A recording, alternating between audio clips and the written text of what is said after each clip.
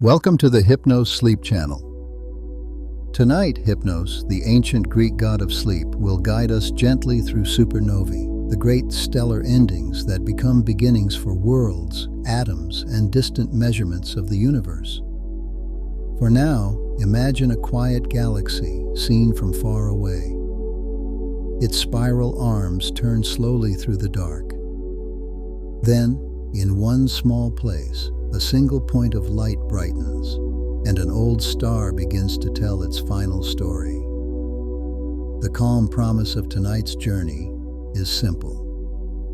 We will follow the full source path through what a supernova is, why different stars end in different ways, what these explosions make, what they leave behind, and why astronomers use them as signposts for the history of the cosmos.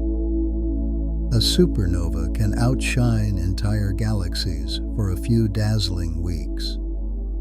For a short time, one dying star can become brighter than the combined light of hundreds of billions of ordinary stars.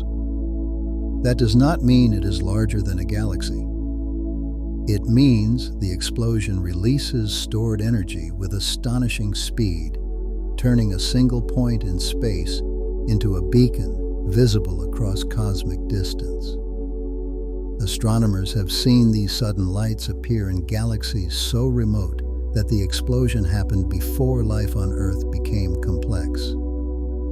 For a few nights, a place that seemed empty may glow with a new star that was never really new at all.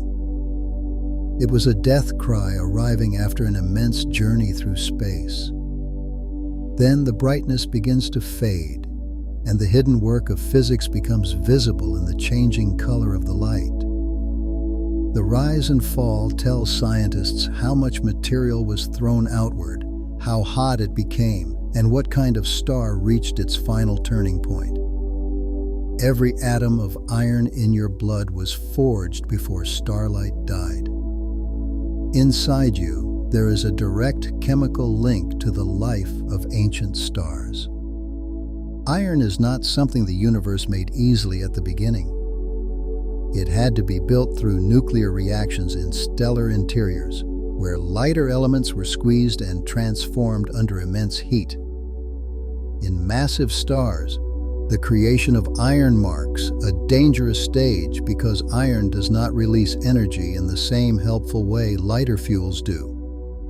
Once enough of it gathers in the core, the star loses one of its main supports against collapse. Long before that material ever became part of a planet, it belonged to a furnace hidden inside a star that no longer exists. Later, some of those atoms were scattered into space and folded into the cloud that made our solar system. So, the metal helping your blood carry oxygen is not just biology. It is ancient astronomy, still moving through you with every breath. A supernova can create a neutron star smaller than a city. When a massive star collapses, its central region can be crushed into one of the strangest objects nature allows. The result may be a neutron star, a remnant with more mass than the sun squeezed into a sphere roughly the size of a large city. Ordinary atoms cannot survive there in their familiar form. The pressure becomes so extreme that electrons and protons are forced together, creating matter dominated by neutrons. What remains is not hot gas in the normal sense, and it is not a solid. It is a state of matter far beyond everyday experience. A sugar cube-sized piece would weigh more than a mountain if it could somehow be brought to Earth. From here, the same story opens another layer, still quiet, but rich with detail. Some neutron stars spin rapidly after birth, carrying the angular momentum of the original star in a smaller body. Their gravity is so intense that light itself struggles through the warped space around them. Some stellar explosions leave behind black holes instead of stars. Not every dying massive star produces a visible remnant with a surface. If the collapsing core is heavy enough, gravity may keep winning until matter falls inward beyond any known stable state. The result is a black hole, an object defined not by a surface you could touch, but by a boundary from which light cannot escape. In some cases, the explosion may still throw outer layers into space, while the center disappears behind that horizon. In others, the collapse may be so complete that the star seems to vanish with little dramatic display. Astronomers search for these outcomes by watching stars that fade away, or by studying systems where an unseen companion pulls gas from a nearby star. A black hole born this way is not an empty hole. It is concentrated gravity, the final record of a star whose core crossed a threshold that matter could not resist. A supernova helped seed Earth with the ingredients for life. The early universe was mostly made of the lightest elements. To build rocky planets, oceans, living cells, and complex chemistry, the cosmos needed stars to change that simple starting material into something richer. A supernova played a major role by spreading newly forged elements into the space between stars. Carbon, oxygen, silicon, magnesium, and many other ingredients did not stay locked inside ancient stellar interiors. Explosions hurled them outward, mixing them into great clouds of gas and dust. Later, gravity gathered parts of those enriched clouds into new stars and planetary systems. Earth formed from such recycled material, which means our world is not made from untouched cosmic leftovers. It is built from earlier generations of stars. The same process that can tear a star apart can also prepare the raw materials for soil, water, air, and biology. In that sense, life did not appear after cosmic violence by accident. It depended on it. One nearby supernova could brighten Earth's sky. If a star exploded close enough to Earth, the event could become an unforgettable sight. It would appear as a brilliant point of light shining where no bright star had been before. Depending on its distance and type, it might become visible in daylight or cast faint shadows at night. Such an event would be spectacular rather than dangerous if it happened at a safe distance. The real danger would come only from a much nearer explosion where high-energy radiation could affect the upper atmosphere. Fortunately, there are no known stars close enough to pose an obvious immediate threat. The awe comes from the possibility that the sky itself can change because of a single distant death. Human history has recorded unexpected stellar visitors before, and each one reminded people that the heavens are not fixed. They can surprise us. The Crab Nebula began as a star recorded by ancient astronomers. In the year 1054, skywatchers in East Asia noticed a brilliant guest star in the constellation Taurus. It became bright enough to be seen during the day, then slowly faded from human view. Centuries later, telescopes revealed a strange glowing cloud in the same region. That cloud is now known as the Crab Nebula, and it is the expanding remnant of that historic explosion. At its center sits a rapidly spinning neutron star that sends out regular pulses of radiation. The nebula around it is still changing, powered from within by the energy of that compact remnant. This connection between old records and modern instruments is one of astronomy's most beautiful detective stories. A human note in an ancient sky chronicle became evidence for a physical event that scientists can still examine today. The explosion ended long ago, but its expanding remains continue to speak.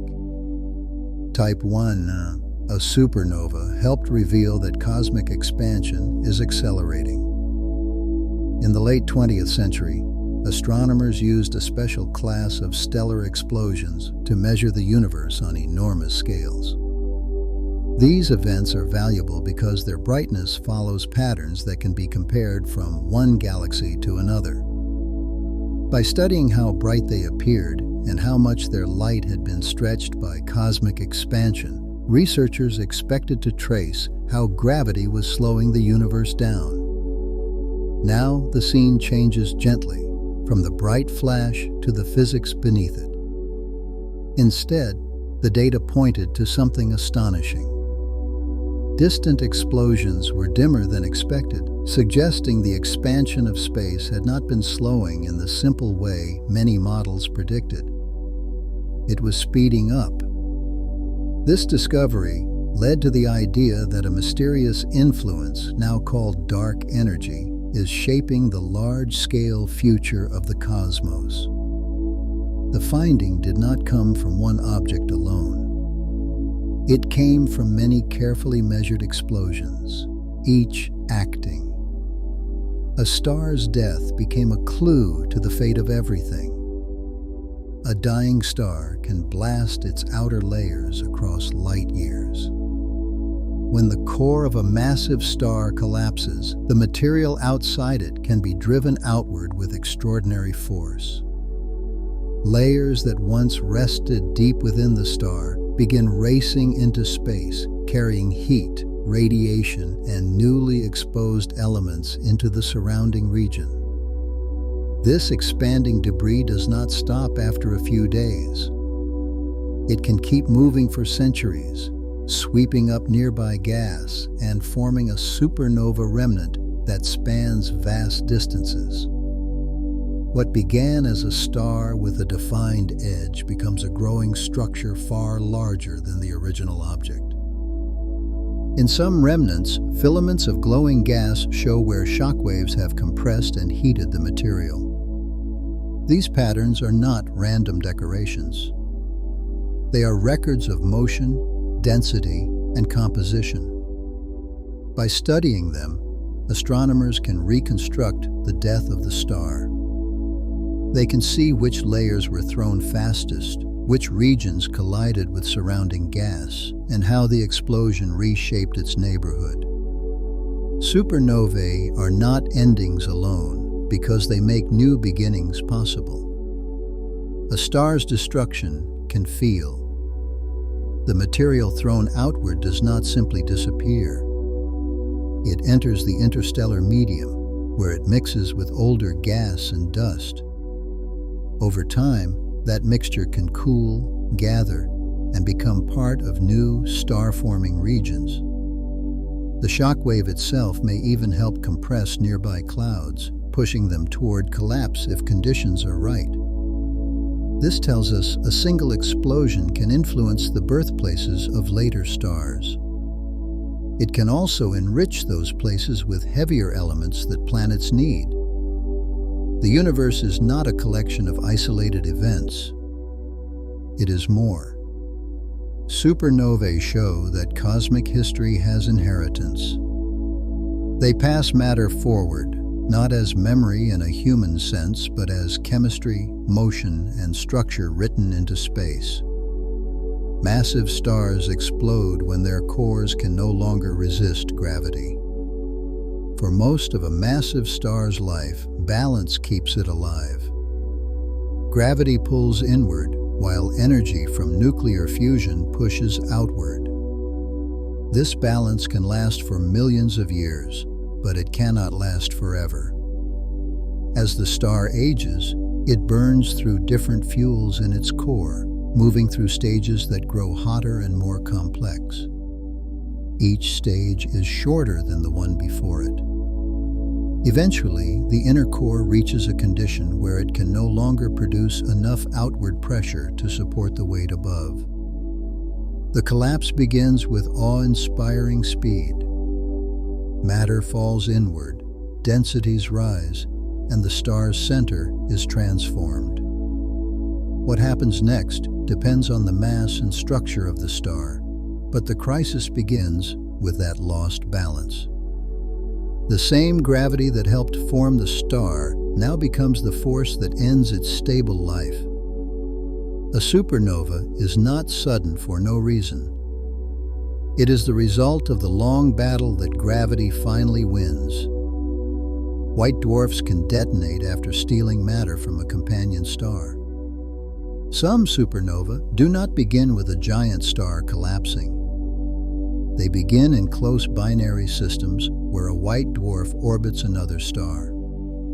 A white dwarf is the dense leftover core of a star that once resembled the Sun. On its own, it can remain stable for an immense length of time. Trouble begins when it pulls material from a nearby companion. As this stolen gas collects, the white dwarf grows heavier and more compressed. Under the right conditions, carbon inside it can ignite in a runaway reaction. Because the star is so dense, the burning spreads violently rather than gently. The result can be a thermonuclear explosion powerful enough to destroy the white dwarf completely. This path is different from the death of a massive star. Yet, it can produce one of the universe's most useful cosmic signals. A quiet remnant becomes dangerous because it lives too close to another star. It helps to hold the image slowly, as if the star were being studied by moonlight. A supernova shockwave can squeeze nearby gas into newborn stars. Star formation often begins inside cold clouds that are already close to collapsing under their own gravity. A passing shockwave can change the story. When material from an old explosion slams into such a cloud, it can compress parts of the gas into denser knots. If a knot becomes heavy and cool enough, gravity takes over and pulls it inward. A new star may then begin forming inside a region disturbed by a previous stellar death. Scientists think this triggering process can happen in busy stellar nurseries where massive stars live fast and end early. Their blasts do not merely clear space.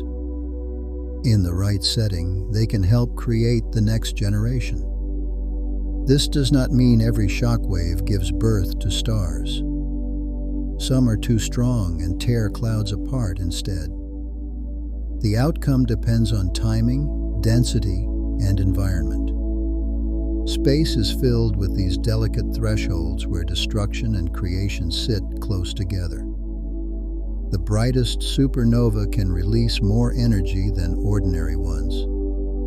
Some stellar explosions are so luminous that they stand apart from the standard categories. These rare events can shine many times brighter than typical supernovae, making them visible from staggering distances. Their power may come from unusual engines hidden inside the blast. One possibility is a newborn magnetar, a rapidly spinning neutron star with an extreme magnetic field that pours energy into the expanding debris. Another possibility involves the explosion colliding with dense material the star threw off before it died. In that case, kinetic energy becomes light as the fast debris crashes into the surrounding shell.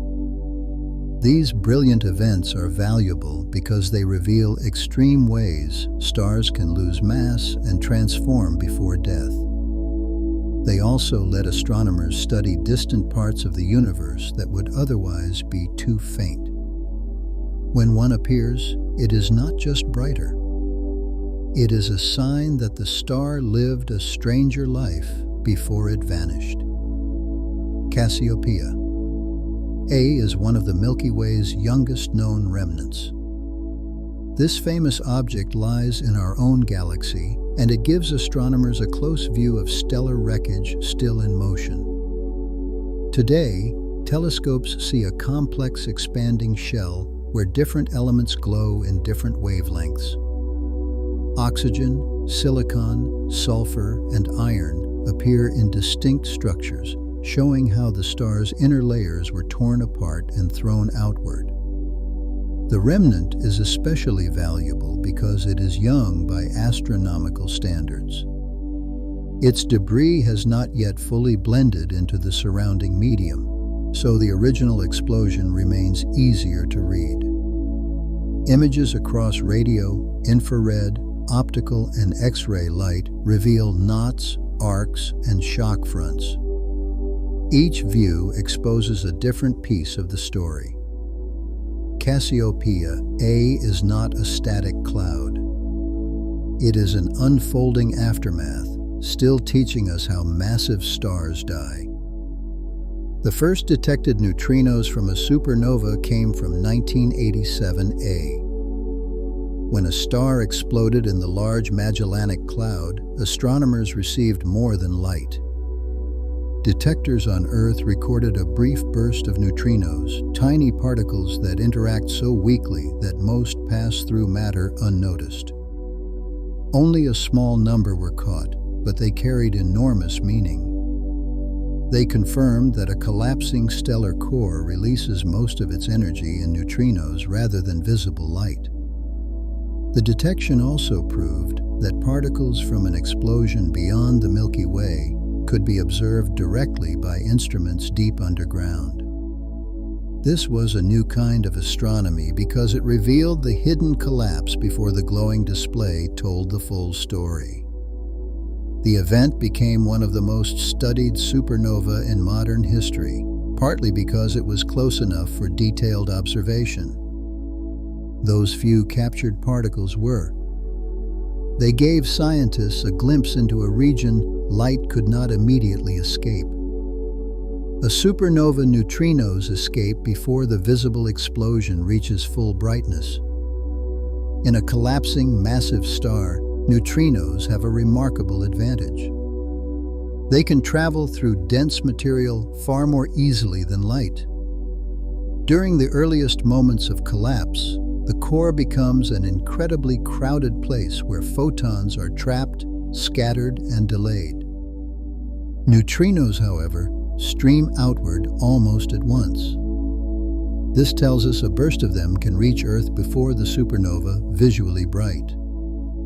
In principle, neutrino observatories could give astronomers an early warning that a massive star has begun its final transformation. That warning might arrive hours before the visible signal peaks, giving telescopes time to turn toward the right region of the sky. The next part of the journey keeps the same calm thread, following evidence rather than drama. For a nearby event, this would be an extraordinary opportunity. Scientists could watch the explosion from its first emergence rather than only after it had already developed. These elusive particles do not make pretty pictures, but they provide timing. They mark the moment when the star's deepest catastrophe has truly begun. Iron is the element that can doom a massive star. Fusion keeps a star alive because many nuclear reactions release energy. In a massive star, lighter elements can be fused into heavier ones through successive stages, and each stage helps support the star against gravity for a while. Iron changes the rules. It sits near a peak of nuclear stability, which means fusing it does not provide the same useful energy. Instead of acting, as iron builds up, the star loses the ability to hold itself up through ordinary fusion pressure. The core grows heavier, the inward pull strengthens, and the structure becomes unstable. This is why iron has such a dramatic role in the death of massive stars. It is not poisonous in a chemical sense. It is fatal because of nuclear physics. The element that helps humans carry oxygen can also mark the point where a star's internal engine can no longer save it. The collapsing core can rebound and help launch a stellar explosion. During the collapse of a massive star's center, matter falls inward at a tremendous rate. The core becomes so dense that it stiffens under nuclear forces, and the inward plunge can suddenly halt. This abrupt stop creates a shock wave that starts moving outward through the star. At first, the shock may struggle, losing energy as it breaks apart heavy nuclei and pushes through falling material. The explosion is not as simple as a ball bouncing. Modern models suggest that neutrino heating, turbulence, and complex flows help revive the shock and drive it farther outward. This is one reason supernova physics remains a major challenge. Scientists can observe the aftermath, but the central engine operates under conditions that are almost impossible to recreate on Earth. Still, the idea is astonishing. A star's core collapses to an extreme density. Then the violence of that collapse helps send the outer star into space. The disaster contains the mechanism of escape. Some supernova fail to explode brightly, leaving almost nothing visible behind. Astronomers have long suspected that some massive stars may die without producing a brilliant display. In these cases, the core collapses. But the expected explosion may be weak or smothered. Much of the star can fall inward, feeding a newly formed black hole, rather than being thrown into space. From far away, such an event might look. This possibility matters because it could explain why certain kinds of massive stars are missing from the list of observed supernova progenitors. If the heaviest stars often collapse quietly, then the universe has a hidden death channel. Researchers search for candidates by comparing old images of nearby galaxies with new ones, looking for bright stars that are simply gone. It is a strangely haunting method.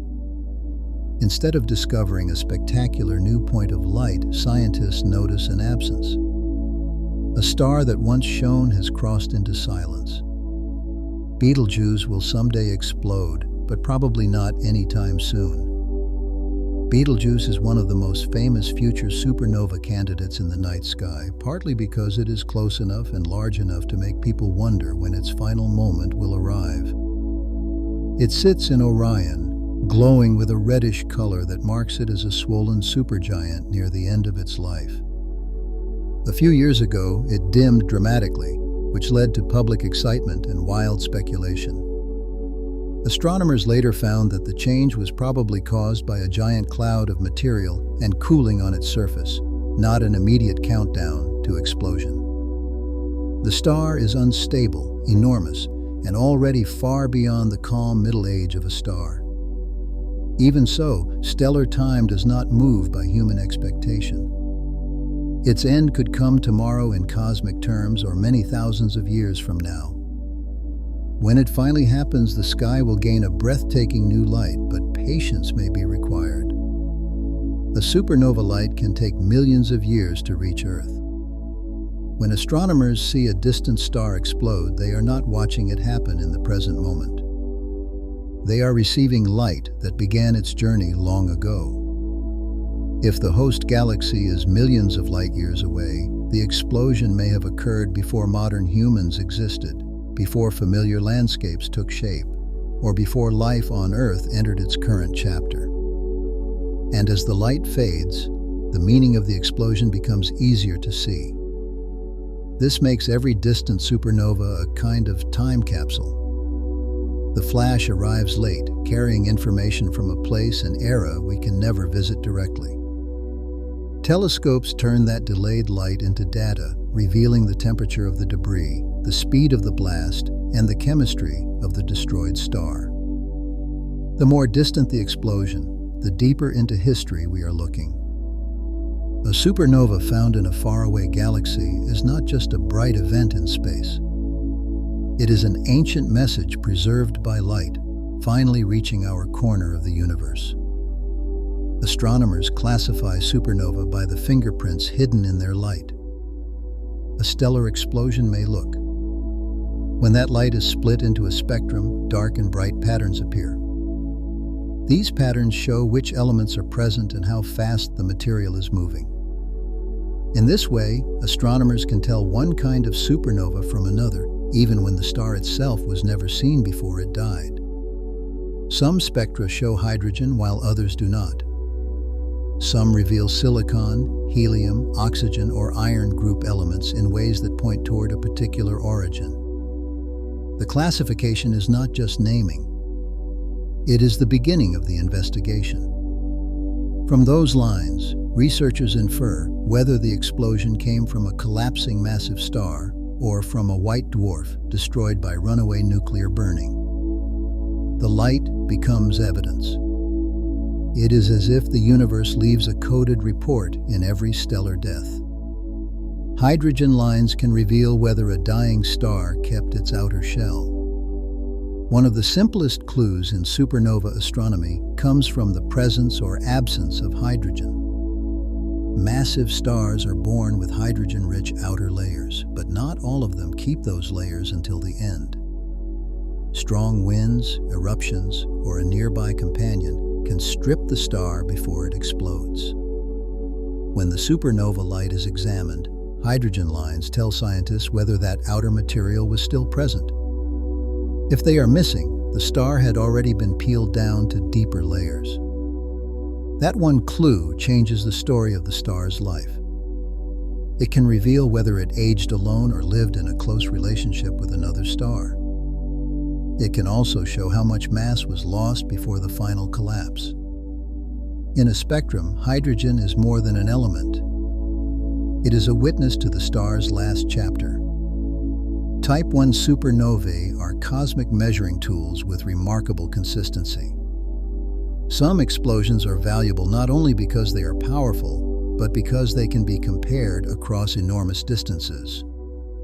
Type 1. Supernovae have patterns in how they brighten and fade that allow astronomers to estimate their true brightness. Once that is known, their apparent brightness tells us how far away they are. The technique is not perfect by magic. It depends on careful calibration and corrections based on the shape of the light curve. Still, it has become one of astronomy's most important tools for mapping the universe. These explosions helped measure distances far beyond the reach of ordinary methods. They transformed stellar death into a cosmic ruler. What makes them especially powerful is the combination of visibility and predictability. A destroyed white dwarf can briefly become a measuring mark placed across deep space. Some supernovae come from stars that have lost nearly all their hydrogen. A massive star can reach its final moments, stripped down and exposed. If it loses its outer hydrogen envelope before collapse, the resulting explosion looks different from one produced by a star that kept its original layers. This stripping may happen through powerful stellar winds, especially in very hot massive stars. It can also happen because of a companion star that pulls material away over time. By the end, the star may reveal helium, carbon, oxygen, or even deeper products of nuclear burning near its surface. When it explodes, the absence of hydrogen changes the spectrum and helps astronomers identify the path that led to death. These stripped explosions show that the final appearance of a supernova is shaped by the star's entire life story. Mass loss matters. Companionship matters. A star may die alone in space, yet still carry the evidence of every interaction that altered its outer skin. The Crab pulsar spins about 30 times every second. At the heart of the Crab Nebula sits a compact object that turns with breathtaking speed. It is the collapsed core left behind by the historic explosion seen in the 11th century. Each rotation sends beams of radiation sweeping through space. And when those beams cross Earth, our instruments detect a pulse. Hypnos lets the thought rest for a moment, then turns the view a little wider. That steady rhythm is so precise that it feels almost mechanical. Yet it comes from a stellar remnant only about the size of a city. The spin is a result of collapse. As the original core shrank dramatically, its rotation sped up much. The Crab pulsar also pours energy into the surrounding nebula, helping keep the cloud glowing long after the initial blast faded.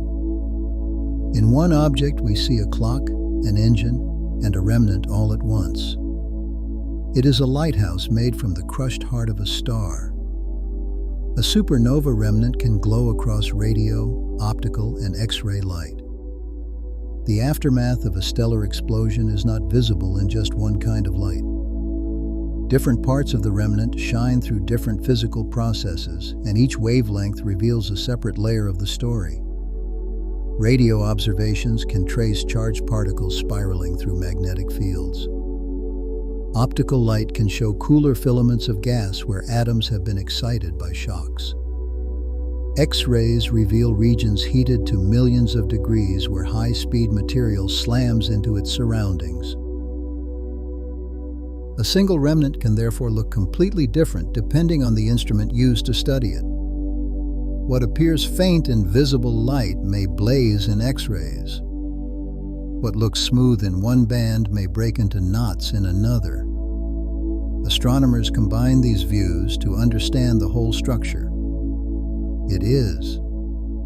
The remnant is not one glow. It is many forms of energy speaking at once. Expanding debris can race faster than any spacecraft ever built.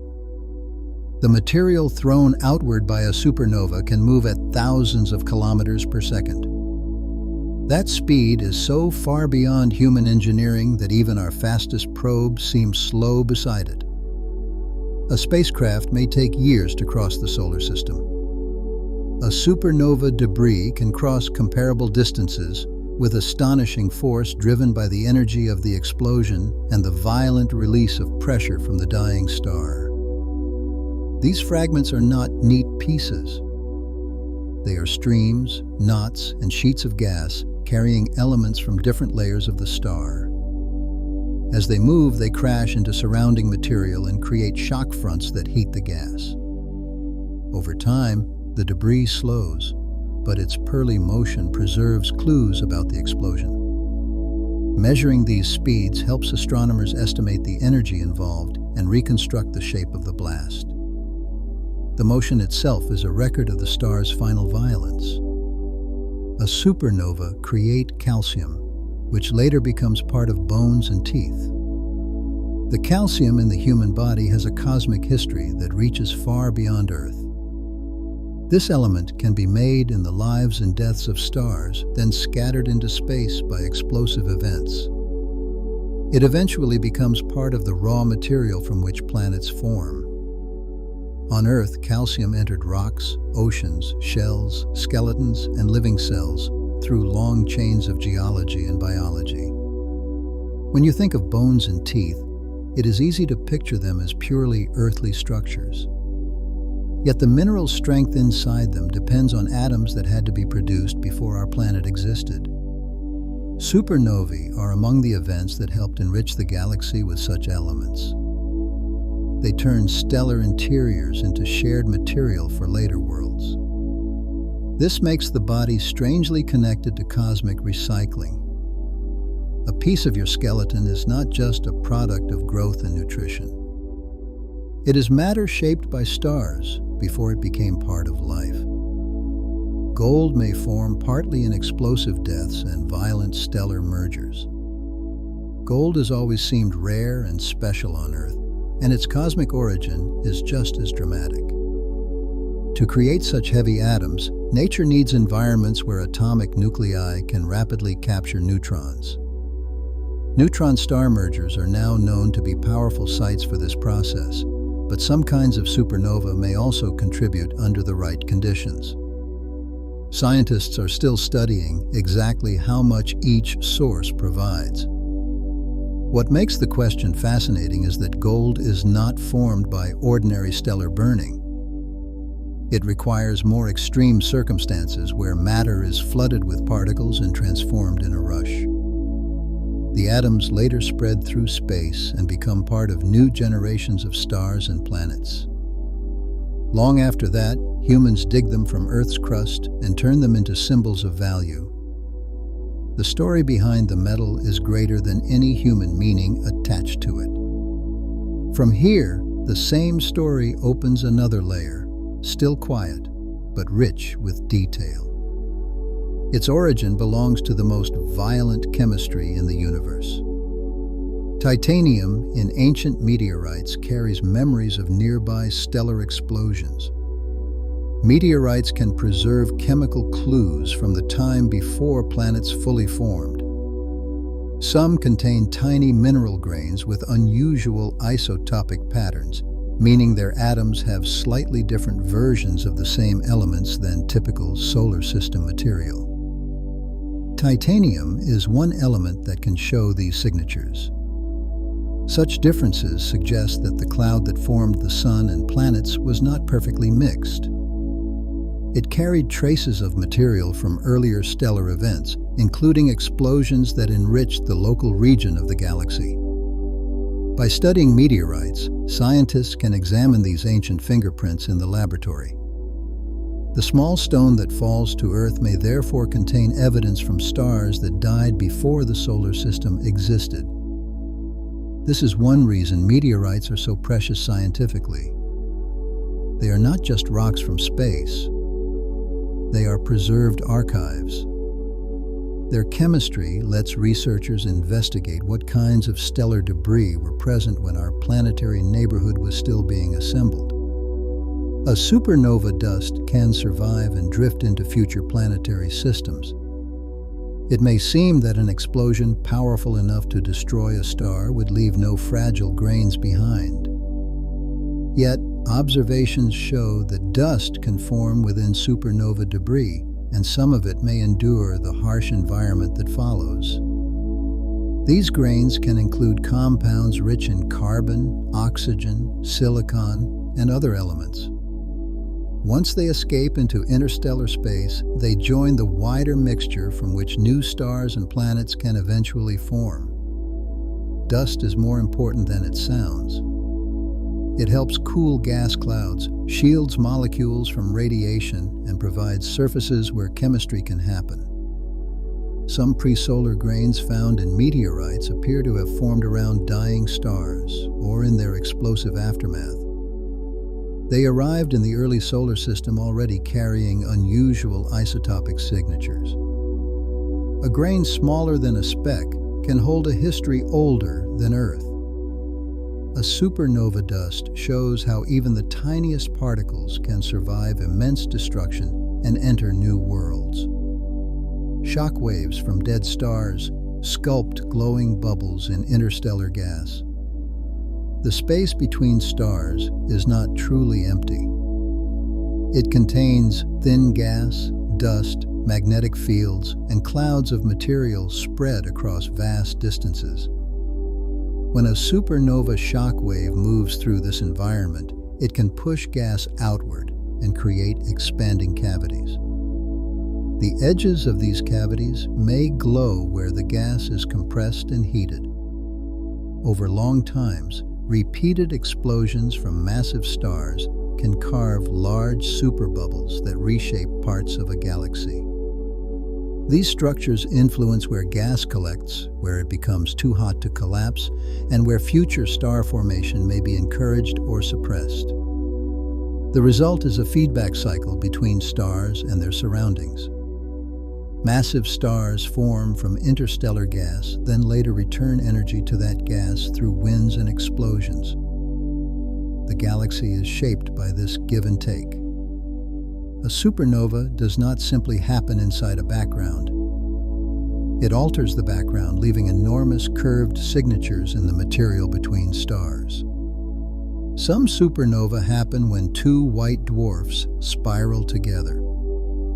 In certain binary systems, both stars have already ended their ordinary lives and become white dwarfs. If they orbit close enough, they slowly lose energy through gravitational waves and draw nearer over time.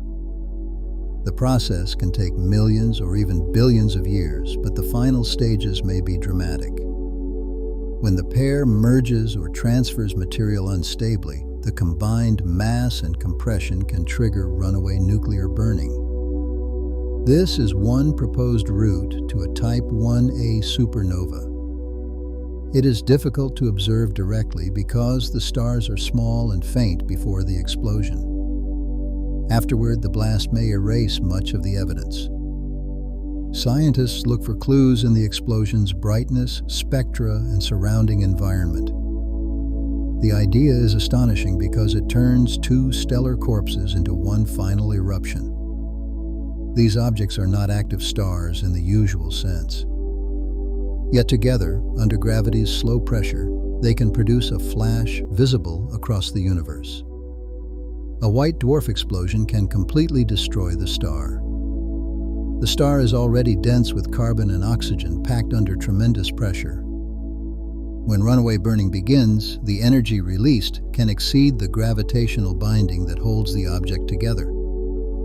Instead of leaving a core behind, the star is torn apart and dispersed into space. This is a very different fate from a massive star collapse. There is no surviving neutron star at the center and no newly formed black hole in the usual Type 1a picture. Now the scene changes gently, from the bright flash to the physics beneath it. The destroyed white dwarf becomes expanding debris rich in elements created during the blast. Astronomers can study this material long after the light fades, especially in nearby remnants. The completeness of the destruction is part of what makes these events so striking. A star that once lingered as a quiet ember can end by erasing itself in a single immense transformation. Core collapse supernova need stars far heavier than the Sun. The Sun will not end its life in this way because it does not have enough mass to build the kind of core that collapses violently. Stars that produce core collapse supernova begin with much greater mass. Their stronger gravity drives hotter central temperatures, which allow them to fuse heavier elements in successive stages. That path eventually leads toward a core that can no longer support itself. A smaller star follows a gentler route. It sheds outer layers and leaves a white dwarf behind. The difference begins at birth with the amount of gas gathered into the forming star. Mass decides pressure, temperature, fuel options, lifetime, and final fate. This is one of the great organizing principles of stellar evolution. Two stars may both shine in the same sky, but their endings can be completely different. The heaviest live fast and die explosively. The lighter ones fade into remnants without tearing themselves apart. The Sun is too small to become a supernova. Our star is powerful enough to warm a planet and drive weather, oceans, and life. But by stellar standards, it is not massive enough for a violent final collapse. In the far future, it will swell into a red giant, lose its outer layers, and leave behind a white dwarf. That ending will be dramatic for the solar system, but it will not be a supernova. The core will never become hot enough to fuse elements all the way to the stage that dooms massive stars. Nor will it naturally reach the conditions needed for a runaway white dwarf explosion on its own. This distinction is reassuring and humbling at the same time. The Sun has shaped every human day, yet it belongs to a quieter class of stars. Its death will be slow compared with the sudden brilliance of a supernova. Not every star ends with a blast. Some become fading embers. A supernova can leave glowing rings around the place a star died. Before a massive star explodes, it may shed material into space through winds or unstable episodes. That material can form shells, arcs, or rings around the star. When the supernova blast finally expands outward, it may crash into these older structures and light them up. The result can be a striking pattern that reveals events from before the explosion. A glowing ring is therefore not just an aftermath. It can be a fossil record of how the star behaved while it was still alive. The shape may hint at rotation, magnetic fields, or the influence of a companion star. It may also show that the star lost mass unevenly, sending more material in some directions than others. These rings help astronomers connect the star's final blast with its earlier instability. The supernova becomes one chapter in a longer story, while the surrounding light marks pages that were written before the star died. A revealed mysterious rings around a doomed blue star. The explosion in the large Magellanic Cloud became a landmark because astronomers could study its surroundings in unusual detail. Before the event, the star had been identified as a blue supergiant, which was surprising because many expected a red supergiant for that kind of collapse. After the explosion, images revealed a striking system of rings around the site. The central ring later brightened as the expanding blast wave reached it, producing hotspots that changed over years of observation. These structures suggested that the star had lost material before it died, possibly during an earlier phase when it looked very different. The geometry raised questions about stellar winds, rotation, and possible companion interactions. Because the event was relatively close, scientists could watch the aftermath evolve instead of seeing only a frozen picture. It became a laboratory for how dying stars prepare their surroundings. The rings turned a famous explosion into an even deeper mystery. Ancient Chinese astronomers recorded the supernova that made the Crab Nebula. Historical sky records can preserve astronomical events with remarkable value. In the 11th century, observers noted a guest star that appeared suddenly and remained visible for many months. It helps to hold the image slowly, as if the star were being studied by moonlight. Their careful descriptions helped modern astronomers connect the sighting to the expanding cloud now called the Crab Nebula. This connection shows how human observation can reach across 1,000 years of scientific change. The ancient observers did not know about neutron stars, expanding remnants, or high-energy radiation. They simply documented an unusual light in the sky with enough detail to matter. Today, that record anchors the age of one of the best-studied supernova remnants.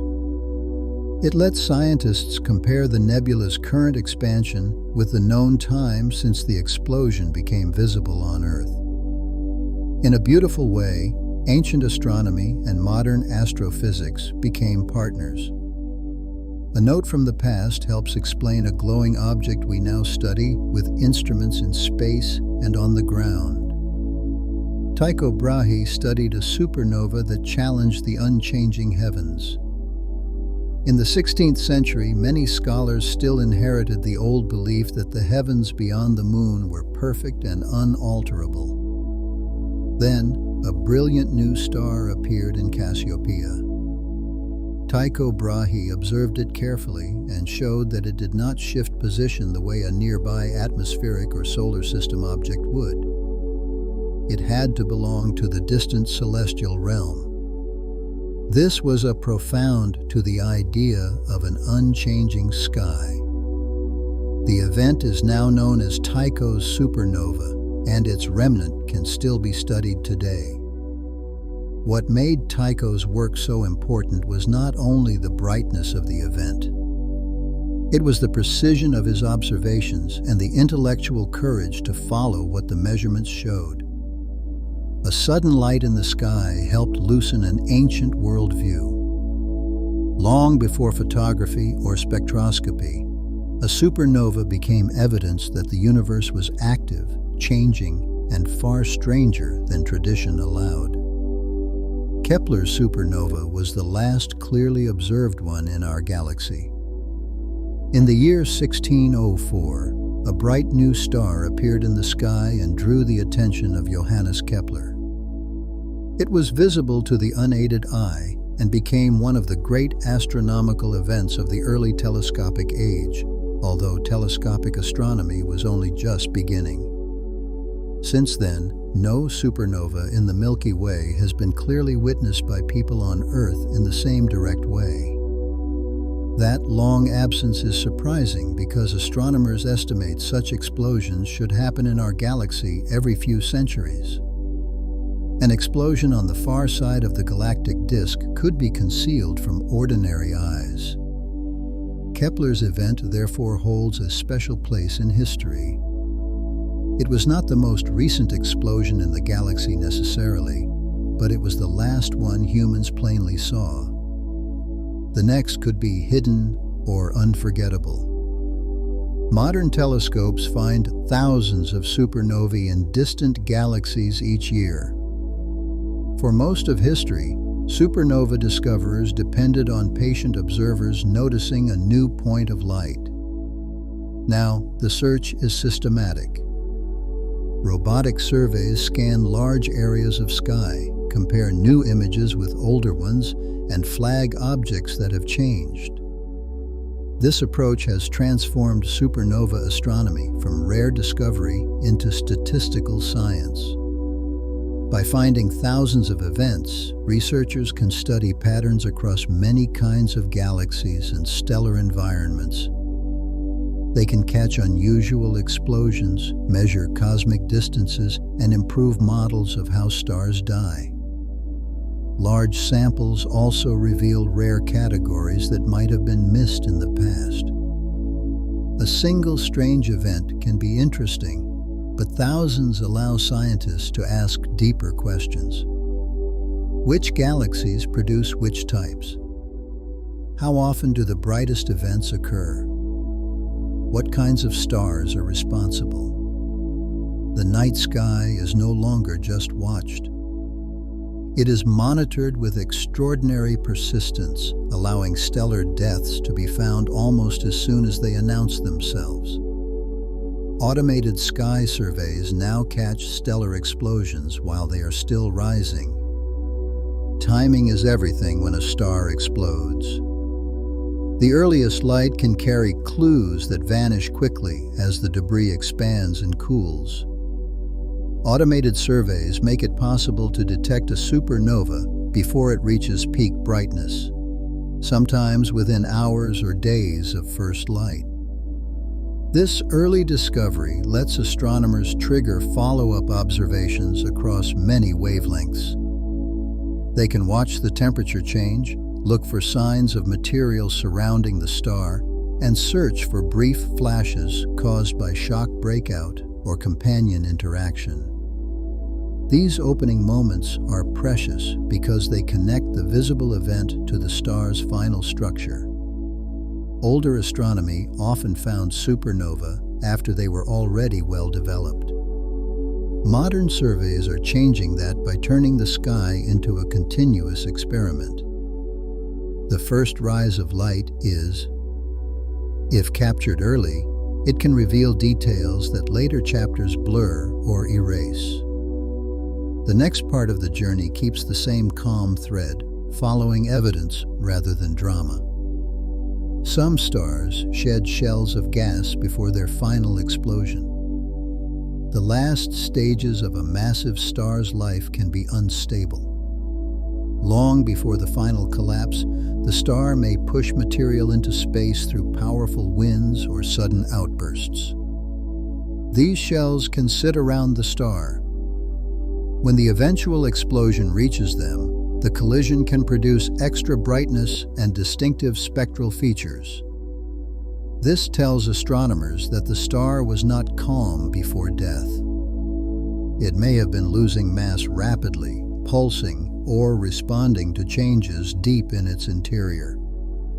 In some cases, the material seems to have been ejected only years or decades before the supernova, which is remarkably recent in stellar terms. That timing raises major questions about how stars behave at the end. Do internal burning stages disturb the surface? Do companions help pull material away?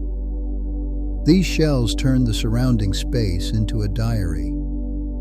The explosion illuminates what the star had already thrown off.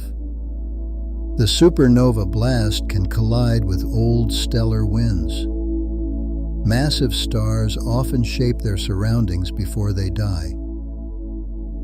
During their lives, they blow steady streams of particles into space, creating bubbles and layered regions around themselves. When the final blast races outward, it does not expand into untouched emptiness. It may run straight into material created by the star's own earlier wind. This collision can heat gas, strengthen shocks, and produce radiation that reveals the density of the environment. In some remnants, the interaction with old winds helps explain bright arcs or uneven structures.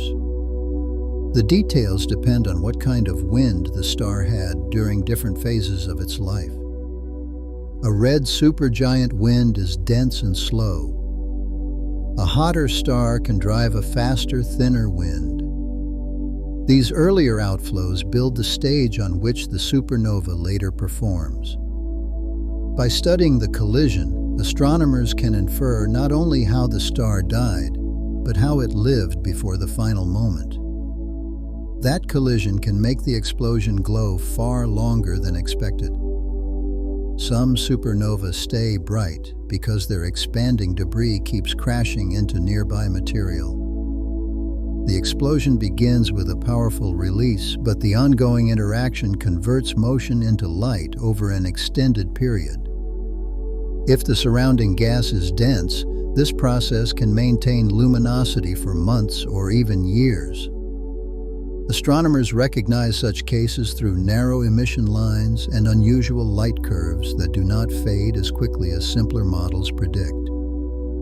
The extra glow reveals that the star had placed material around itself before it died.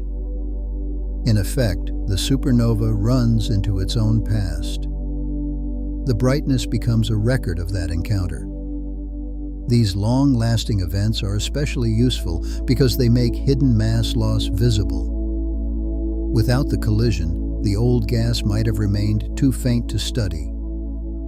With it, the star's previous eruptions or winds are exposed by the blast. The lingering light is not just aftermath. It is an interaction still unfolding. The supernova remnants can accelerate cosmic rays to astonishing energies. Cosmic rays are high-speed particles that travel through space and sometimes strike Earth's atmosphere. For decades, scientists have suspected that supernova remnants are major sources of these particles. The reason lies in shock waves. As the expanding blast moves through magnetized gas, charged particles can bounce back and forth across the shock, gaining energy with each crossing. Over time, some are accelerated to speeds close to that of light. This process helps explain why remnants glow in radio waves and high-energy gamma rays. It also connects stellar explosions to particle physics on a galactic scale. The remnant becomes a natural accelerator, far larger than anything humans can build. Instead of using laboratory magnets in a tunnel, the universe uses expanding shock fronts across light years. Each particle that escapes carries a trace of that violent A supernova remnants, therefore do more than mark where stars died. They help fill the galaxy with fast-moving fragments of atomic matter. Cosmic rays from ancient explosions may still pass through you. Every moment, high-energy particles from space arrive at Earth. Most collide with molecules high in the atmosphere, creating showers of secondary particles that can reach the ground. Some of the original cosmic rays may have been accelerated in supernova remnants long before human history began. By the time their effects reach us, their exact birthplace is usually difficult to identify because magnetic fields bend their paths. And as the light fades, the meaning of the explosion becomes easier to see. Still, their existence means stellar explosions are not only distant spectacles. They can produce particles that become part of Earth's constant radiation environment. The amounts at ground level are usually harmless, and life has evolved beneath this steady background. Yet, the thought is astonishing. A particle set in motion by an old stellar blast may cross the galaxy, strike our atmosphere, and briefly become part of the invisible weather around us. Supernovae are not confined to telescope images. In a subtle way, their echoes can arrive at your body. Nearby supernova may have sprinkled radioactive iron onto Earth's seafloor. Deep beneath the ocean, scientists have found traces of iron-60 in ancient crusts and sediments. This isotope is rare on Earth because it decays away over geological time, so finding it in relatively recent layers suggests it arrived from space. One powerful explanation is that one or more stellar explosions happened near our solar system a few million years ago. The debris did not arrive as a blazing storm that burned the planet. That means the seafloor may hold physical evidence of events that happened beyond the solar system. The idea is extraordinary because it connects deep ocean geology with dying stars. A sample lifted from Earth's crust can become a message from a nearby stellar catastrophe. The ocean floor, usually thought of as earthly and slow, may contain ashes from a star that died close enough to touch our planet chemically.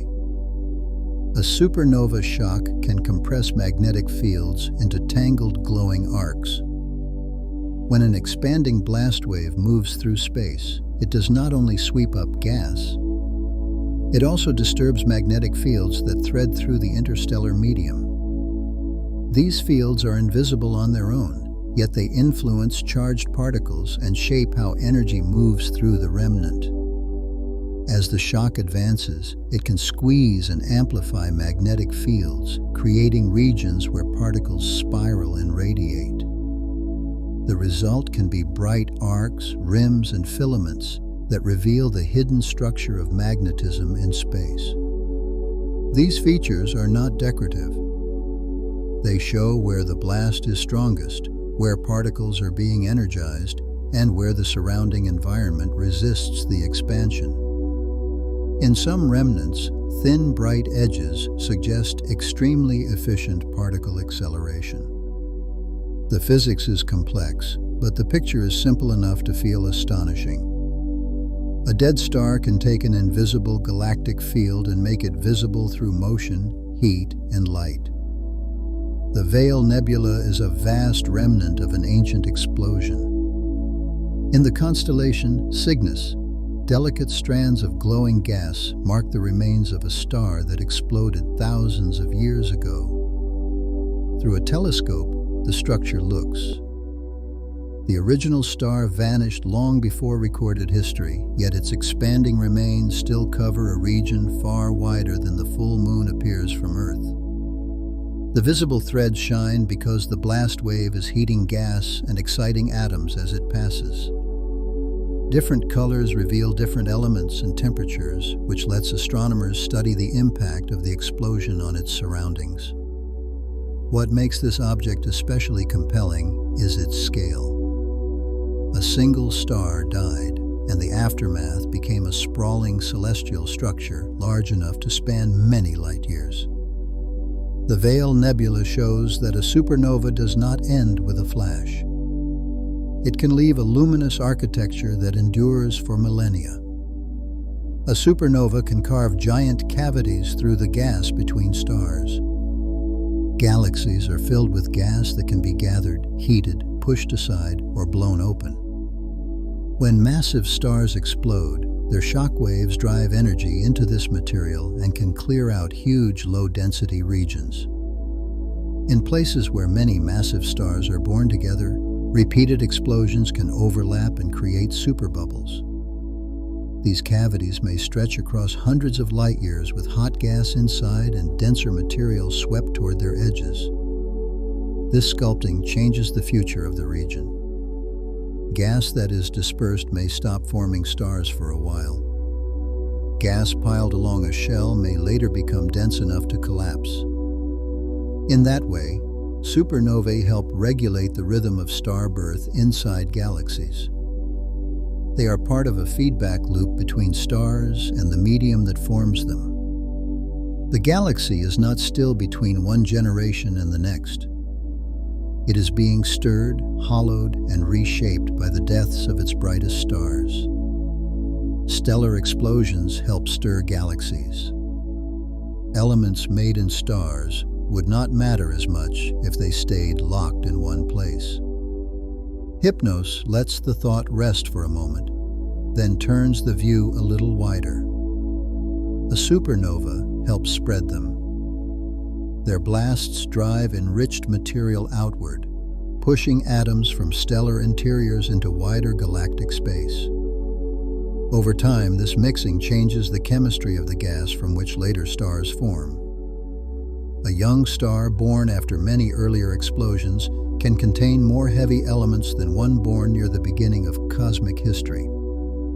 This process is one reason galaxies develop chemical histories. Different regions may be enriched at different rates, depending on how many stars have lived and died there. A supernova also drives turbulence, which blends gas and influences how clouds fragment.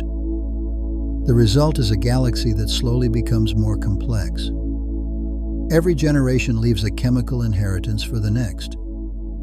Without this mixing, the building blocks of rocky planets and biological chemistry would remain far more unevenly distributed.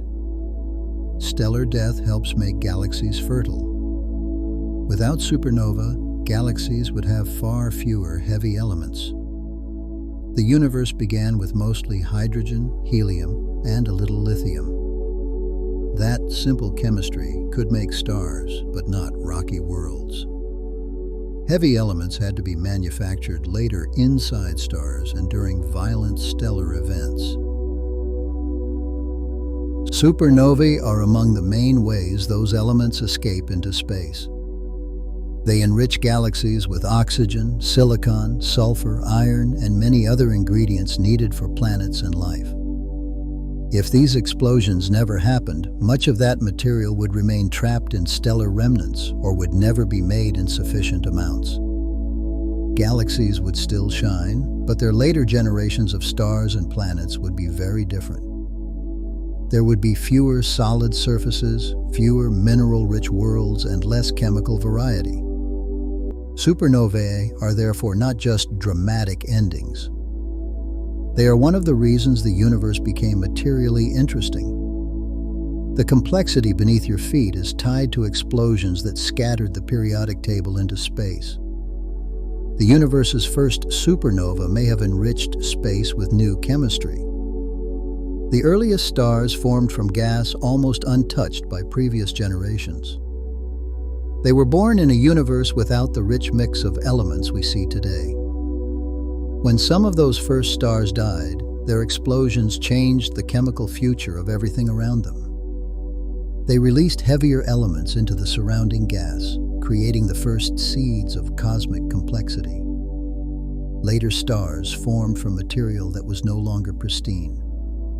Even a tiny amount of enrichment could change how gas cooled, how clouds fragmented, and what kinds of stars formed next. This transition marks one of the great turning points in cosmic history. The first explosions helped move the universe from simplicity toward diversity. They were not only bright events in a young cosmos, they were chemical awakenings. Before them, space lacked the ingredients for rocky planets. After them, the possibility of worlds. The first stars formed from material with almost no heavy elements, and that changed how they lived. Without those elements, gas cooled less efficiently, which may have allowed some early stars to grow extremely massive. Their interiors, winds, and final deaths may have differed from the stellar explosions astronomers commonly see nearby. Some may have collapsed into black holes. Others may have erupted through processes that are rare or absent among modern stars. Because these events happened so long ago, direct evidence is difficult to gather. Scientists search for their traces in ancient stars, distant galaxies, and chemical patterns that seem to preserve early enrichment. The idea is powerful. because it reminds us that supernovae are not all timelessly the same. They depend on the conditions of the era in which stars are born. The universe had a childhood, and the deaths of its first stars may have been stranger than almost anything happening today. Pair instability supernova can tear enormous stars completely apart. In the most massive stars, light itself can help trigger catastrophe. Deep inside an extremely hot core, energetic photons may transform into pairs of particles and antiparticles. This process removes pressure that was helping support the star. Once pressure drops, the core contracts, temperatures surge, and explosive oxygen burning can begin. If the star is in the right mass range, the energy released can be so overwhelming that nothing compact remains. The entire star is blown apart. This is different from a normal core collapse where a neutron star or black hole may be left behind. A parent stability event can erase the star completely and throw enormous amounts of heavy elements into space. From here, the same story opens another layer, still quiet, but rich with detail. Astronomers study this possibility partly because it makes plain some unusually bright explosions and the chemical signatures of early cosmic history. The physics sounds almost unbelievable. Light becomes matter, pressure vanishes, and a star destroys itself so thoroughly that no central remnant survives. Some supernovae are powered by radioactive nickel made during the blast. After the initial explosion, the glow does not simply continue on stored heat alone. In many cases, newly created radioactive nickel plays a central role. The blast forges nickel-56, which decays into cobalt and then into iron. Each step releases energy that heats the expanding debris from within. This internal heating helps shape the light curve, which is the record of how the supernova brightens and fades over time. By studying that fading, astronomers can estimate how much nickel was made. This gives them a way to probe the violence and temperature of the explosion. A larger amount of nickel often means a brighter event, although other factors also matter. The idea is fascinating because the supernova becomes a glowing clock powered by nuclear transformation. Long after the first shock has raced outward, unstable atoms inside the debris continue to feed the light. The fading star is illuminated by its own freshly made radioactivity. Radioactive decay can keep a supernova glowing after the explosion fades. A supernova's brightness changes in stages. The first flash may come from the initial release of energy and the heating of the outer layers. Later, as the debris expands and cools, radioactive decay can become the main source of continuing light. This is why some supernovae fade in a smooth pattern that reflects the decay of particular isotopes. The expanding material becomes a vast thinning cloud with energy deposited from within by unstable nuclei. Photons slowly escape, carrying information about the composition and structure of the debris. For astronomers, the fading is not a disappointment. It is a measurement. The rate of decline can reveal which elements are present and how effectively their energy is trapped. A supernova, therefore, does not just shine because it exploded. It shines because its ashes are still changing. The light we see weeks or months later may be powered by atoms transforming into more stable forms. A supernova light curve reveals how the blast changes over time. Astronomers do not only measure how bright an explosion is at one moment. They follow its brightness night after night, creating a curve that records the event's rise, peak, and decline. That shape contains a surprising amount of information. A fast rise may suggest a compact star or a thin outer layer. A slow decline may point to radioactive heating or interaction with surrounding gas. A plateau can reveal stored energy leaking from a hydrogen-rich envelope. By comparing light curves, scientists can identify different families of explosions and test models of stellar death. The curve it shows how heat moves through the debris, how energy escapes, and how the expanding material changes as it thins. Two supernovae may look similar at discovery, yet their later fading can reveal completely different origins. Time turns the flash into a story, and careful observation reads it. Spectra let astronomers read the chemical ashes of a dead star. When light from an explosion is spread into its colors, it becomes a chemical record. Every element absorbs or emits light at particular wavelengths, but the fast expansion of the debris shifts and broadens those features. To an expert, those smeared lines reveal both composition and motion. Oxygen may point to material from a massive star's interior. Silicon can be important in identifying a thermonuclear white dwarf explosion. Helium, calcium, and iron group elements each add clues to the case. Spectra also change with time as the outer layers become transparent and deeper material is exposed. This tells us astronomers can watch different parts of the explosion come into view. The process is almost a spectrum turned a distant point into a physical object. It allows scientists to ask what the star was made of and how those materials were launched outward. A neutron star can receive a kick during an uneven explosion. When a massive star dies, the blast is rarely perfectly balanced. More material may be ejected in one direction than another, and neutrino emission may also vary across the collapsing core.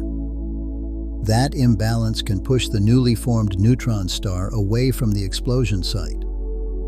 Now the scene changes gently, from the bright flash to the physics beneath it.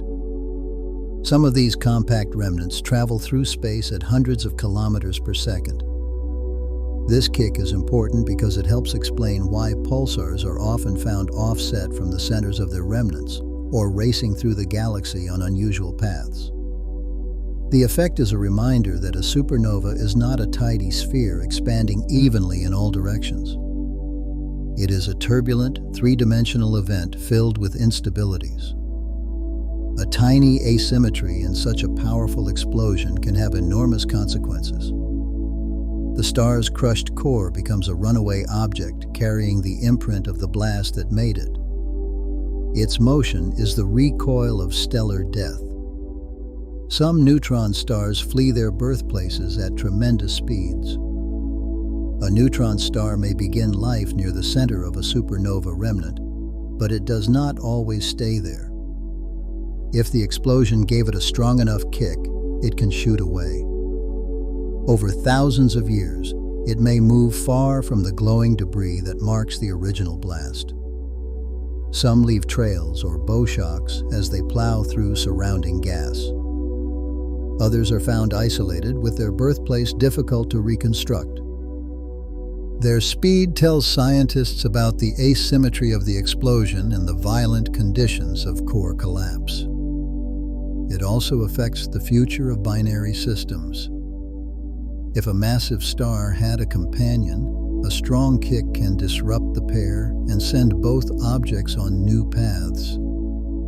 These runaway remnants turn supernova into engines of motion. A star dies, and its collapsed core may spend the rest of its existence crossing the galaxy at astonishing speed. Pulsars are spinning neutron stars that sweep beams through space. A pulsar is not flashing on and off.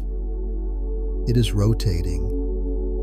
Its beams of radiation sweep outward from magnetic regions, and if Earth lies in the path, we detect regular pulses. This lighthouse effect can be incredibly precise, with some pulsars keeping time better than many human-made clocks. Their signals reveal rotation rates, magnetic fields, and gradual energy loss. Young pulsars are often connected to supernova remnants, which tells astronomers they were born in stellar explosions. Over time, the spin slows as energy is carried away. Some pulsars rotate many times per second, while others are slower. Their regularity has made them useful for testing physics, detecting extreme environments, and even imagining maps for interstellar navigation. What makes them so captivating is their contrast. They are small, dense, and dark by ordinary standards, yet they can announce themselves across thousands of light years with a rhythm born from collapse. Magnetars may be born in especially intense stellar explosions. Among neutron stars, magnetars are the extreme members of the family. They possess magnetic fields so powerful that they reshape the behavior of matter and radiation around them. Scientists think some are created when a collapsing core rotates rapidly and amplifies magnetic fields during the birth of the neutron star. This may happen in unusual supernova, where the central engine is especially energetic. Magnetars can produce sudden outbursts and giant flares, releasing huge amounts of energy from magnetic stresses in their crusts and magnetospheres. Their existence shows that a supernova does not create only one kind of compact remnant. The conditions during collapse matter deeply. Rotation, magnetic field growth, and internal turbulence can decide whether the newborn object becomes an ordinary pulsar or something far more intense. A magnetar is. Magnetism can become almost unimaginable too. A magnetar's magnetic field can outshine ordinary physics in strange ways. Near a magnetar, the magnetic field is so intense that familiar intuition begins to fail. It can affect how atoms behave, how radiation travels, and how the surrounding plasma moves. The field may be trillions of times stronger than the strongest magnets found in everyday technology. Energy stored in that field can be released in sudden bursts when the star's crust shifts or magnetic structures rearrange. These outbursts can be detected across great distances. Some are brief flashes, while rare giant flares can momentarily become among the brightest high-energy events in the galaxy. The star itself is not large, yet the magnetic energy around it is staggering. Magnetars make the aftermath of supernova feel even more extraordinary because they show what can remain after collapse.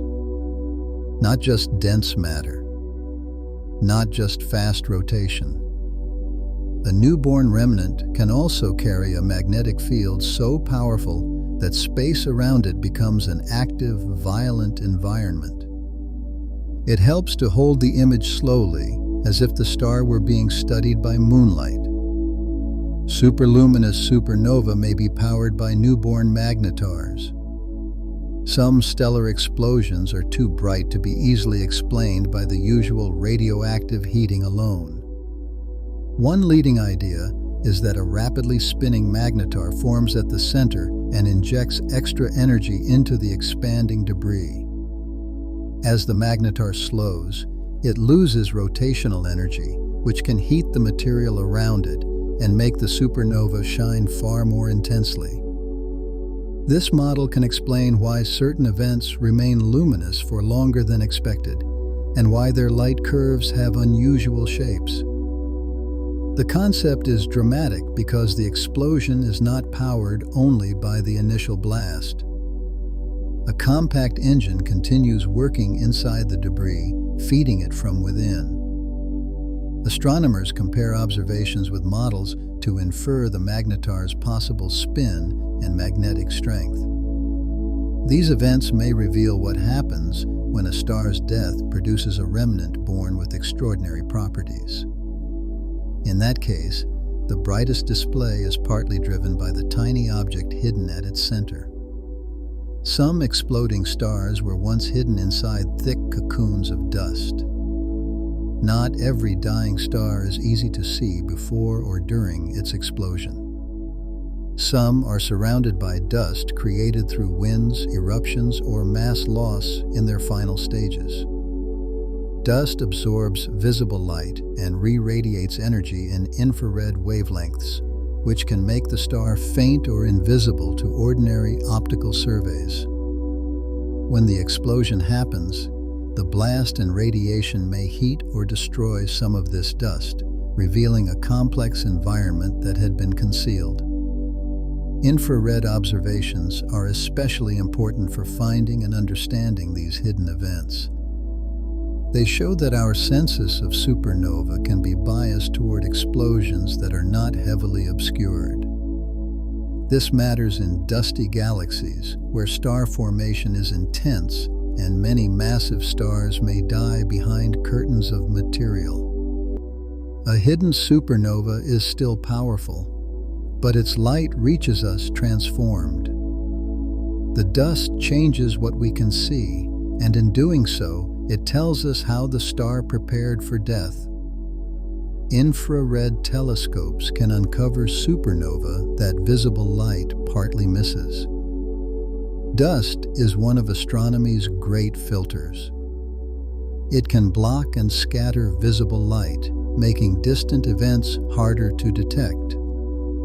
Infrared light passes through dust more effectively, which allows telescopes working at those wavelengths to reveal explosions that optical surveys may overlook. This is especially useful in crowded star-forming regions and in galaxies rich with dust. Infrared observations can also measure warm dust created or heated by the explosion.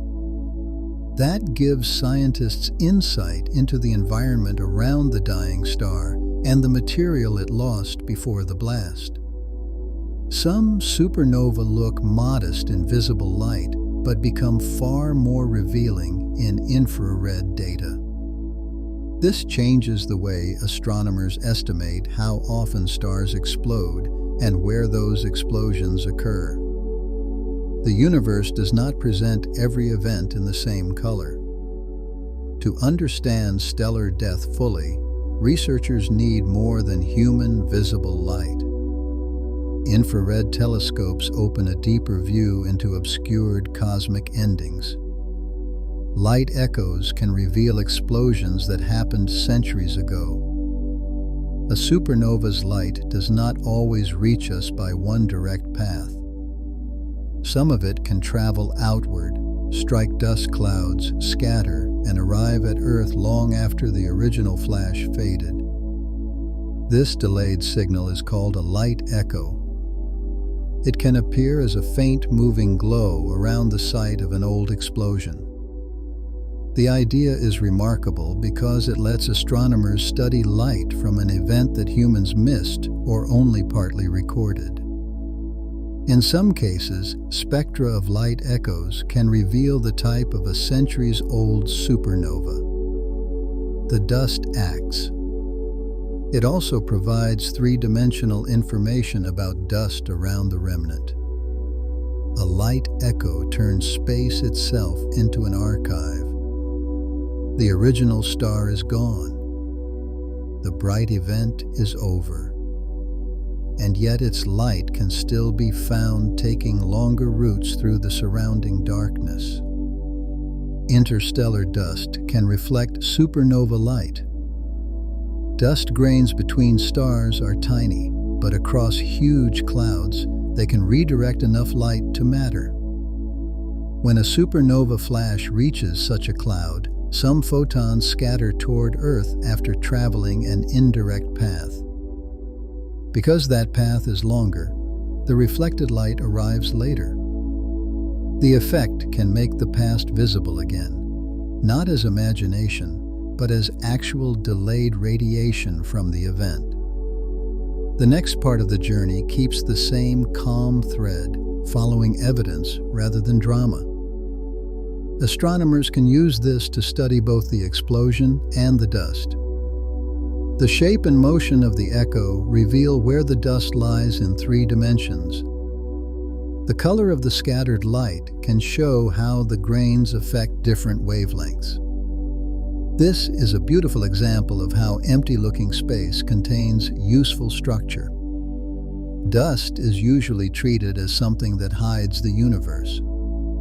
Here, it becomes a witness. It catches the outgoing flash, holds its direction for a while, and sends a faint portion onward after the main event has vanished. Webb has seen delicate dust structures near Cassiopeia A. The James Webb Space Telescope has brought a new infrared view to one of the galaxy's most studied remnants. In that view, warm dust and fine structures appear with remarkable detail, revealing features that were difficult to see before. Cassiopeia A is valuable because it is young, nearby by galactic standards, and rich with material from a massive star's interior. Webb's infrared sensitivity helps astronomers examine dust formation, shock interaction, and the distribution of elements in the expanding debris. One especially intriguing feature has been nicknamed the Green Monster because of how it appears in processed images. Its origin is still being studied, and it may trace material shaped by the blast wave and surrounding gas. These observations matter because dust from stellar explosions may contribute to the raw material of future stars and planets. Webb is not just taking pretty pictures. It is helping scientists understand how destruction produces grains that can survive into cosmic recycling. Chandra detects X-rays from supernova remnants heated to extreme temperatures. The Chandra X-ray Observatory studies some of the hottest and most energetic regions in supernova remnants. When fast-moving debris collides with surrounding gas, shock waves can heat material to millions of degrees. At those temperatures, the gas emits X-rays, which cannot be studied well from the ground because Earth's atmosphere blocks them. Chandra's observations reveal where the most energetic collisions are happening and which elements are present in hot plasma. In remnants. These data help astronomers map the explosion's inner layers after they have been thrown outward. X-rays also show where particles may be accelerated to very high energies. Without this view, much of the remnant's most violent physics would remain hidden. Chandra lets scientists see the aftershock of stellar death in a form of light our eyes could never detect. Hubble has watched debris from 1987, changing for decades. Few supernovae have been followed as closely over time. Because 1987 A occurred in a nearby companion galaxy to the Milky Way, the Hubble Space Telescope has been able to monitor its aftermath with extraordinary patience. Year by year, the expanding material has interacted with surrounding rings and gas lost by the star before it exploded. Bright spots have appeared, changed, and faded as the blast wave struck denser regions. This long record is scientifically precious because most astronomical events evolve too slowly for human lifetimes. Here, researchers can actually watch the remnant develop. Images across decades show that a supernova is not a single moment frozen in history. It is an ongoing process with changing structure, temperature, and illumination. The data help scientists test predictions about shock waves and circumstellar material. Hubble's view has turned one stellar death into a continuing story that humans have been able to follow almost in real time. A supernova can briefly flood space with invisible neutrinos. During the collapse of a massive star's core, an enormous number of neutrinos are produced. They stream outward in a burst that carries away most of the gravitational energy released by the collapse. To human senses, This flood would be completely invisible. Neutrinos have no electric charge and interact only weakly with matter. So, almost all of them pass through the star, surrounding space, planets, and people without leaving a trace. Yet, their importance is enormous. They are central to the physics of core collapse, and they may help transfer energy that allows the explosion to succeed. For detectors on Earth, catching even a handful from a nearby event would be a major scientific treasure. The contrast is almost hard to grasp. A supernova can release a storm of particles so vast that numbers lose meaning, while our instruments notice only the rare few that happen to interact. Invisible does not mean insignificant. Neutrinos from collapsing stars pass through planets almost without stopping.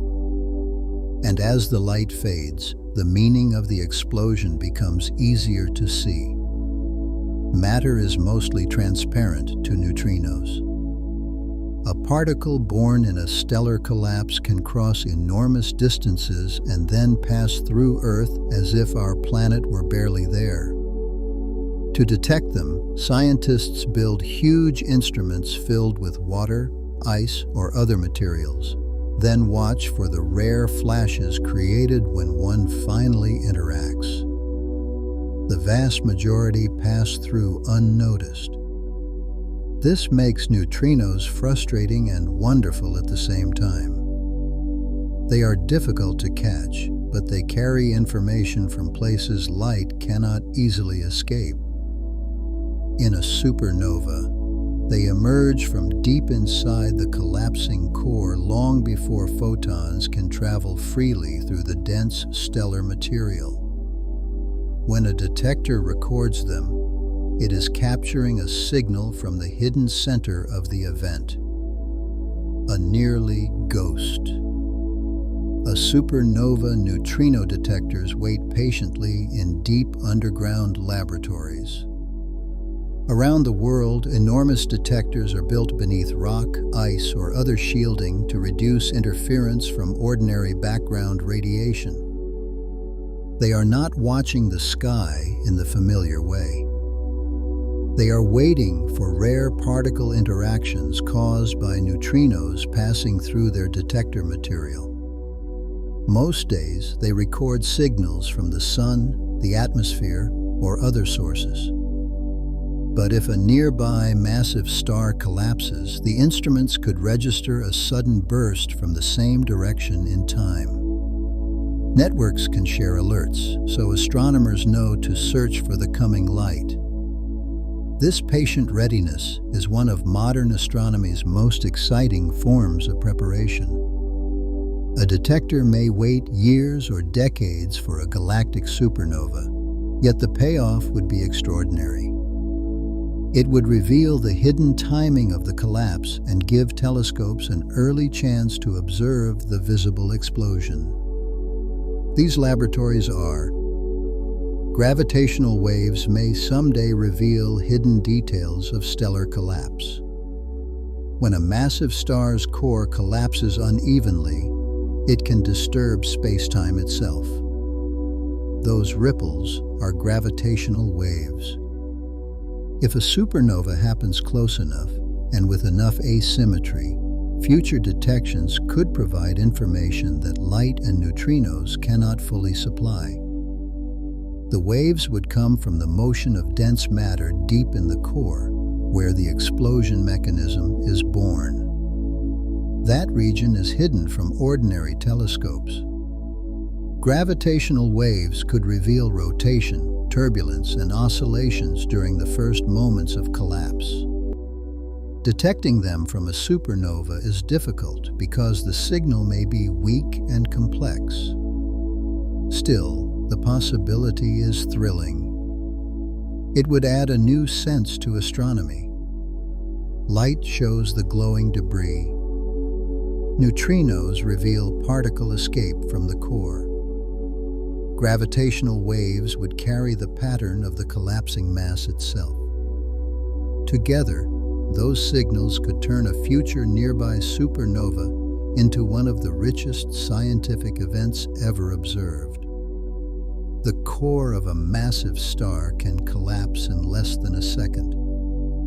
For millions of years, a massive star may shine with a balance that seems steady from the outside. Then, in its deepest center, that balance can fail with almost unimaginable speed. Once the core loses support, gravity takes over so violently that the central region falls inward faster than any ordinary material process we experience on Earth. In less time than it takes to blink, the heart of the star can be crushed from something planet-sized into a compact object only kilometers across. The outer star does not immediately understand what has happened.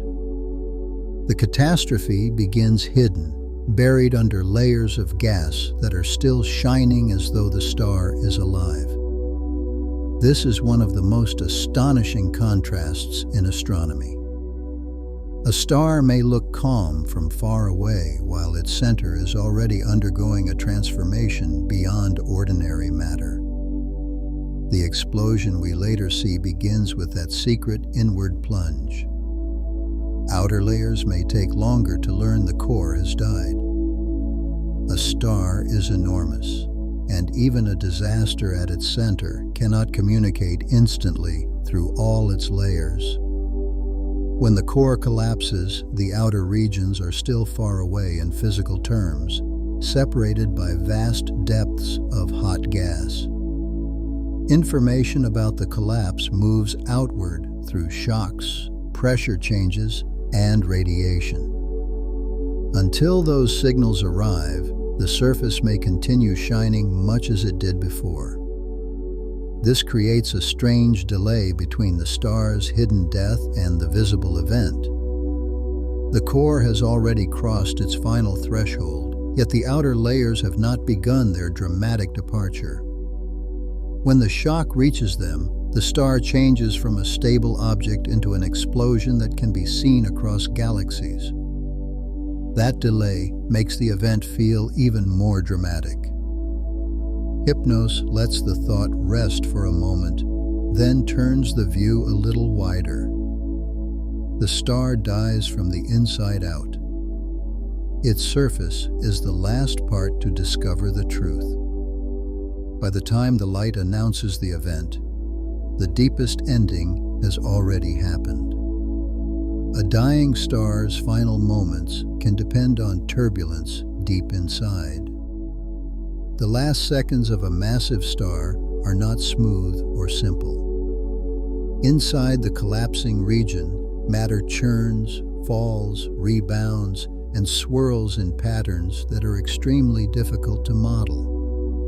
Turbulence can help determine whether the outward shock gathers enough strength to escape or stalls under the weight of infilling material. Small differences in motion can grow into large differences in outcome. A star with similar mass to another may produce a stronger explosion, a weaker one, or even collapse with very little light. This makes supernova science both challenging and fascinating. The visible blast depends on hidden fluid motions in a place no telescope can directly see. Scientists use supercomputer simulations to follow these chaotic flows, but the problem remains one of the great puzzles of astrophysics. In the final moments, the star is not just falling inward. It is boiling with violent internal weather, and that motion can shape the fate of everything that follows. Shells of silicon and oxygen can mix before the blast. Late in the life of a massive star, its interior becomes layered by nuclear history. Different shells contain different fuels and ashes arranged by temperature, density, and depth. Silicon may burn closer to the center, while oxygen lies in a neighboring layer. Yet, the star is not always neatly divided. During the final phases, instabilities can stir the interior and mix material across boundaries. That mixing can affect how the collapse begins and how the explosion moves outward.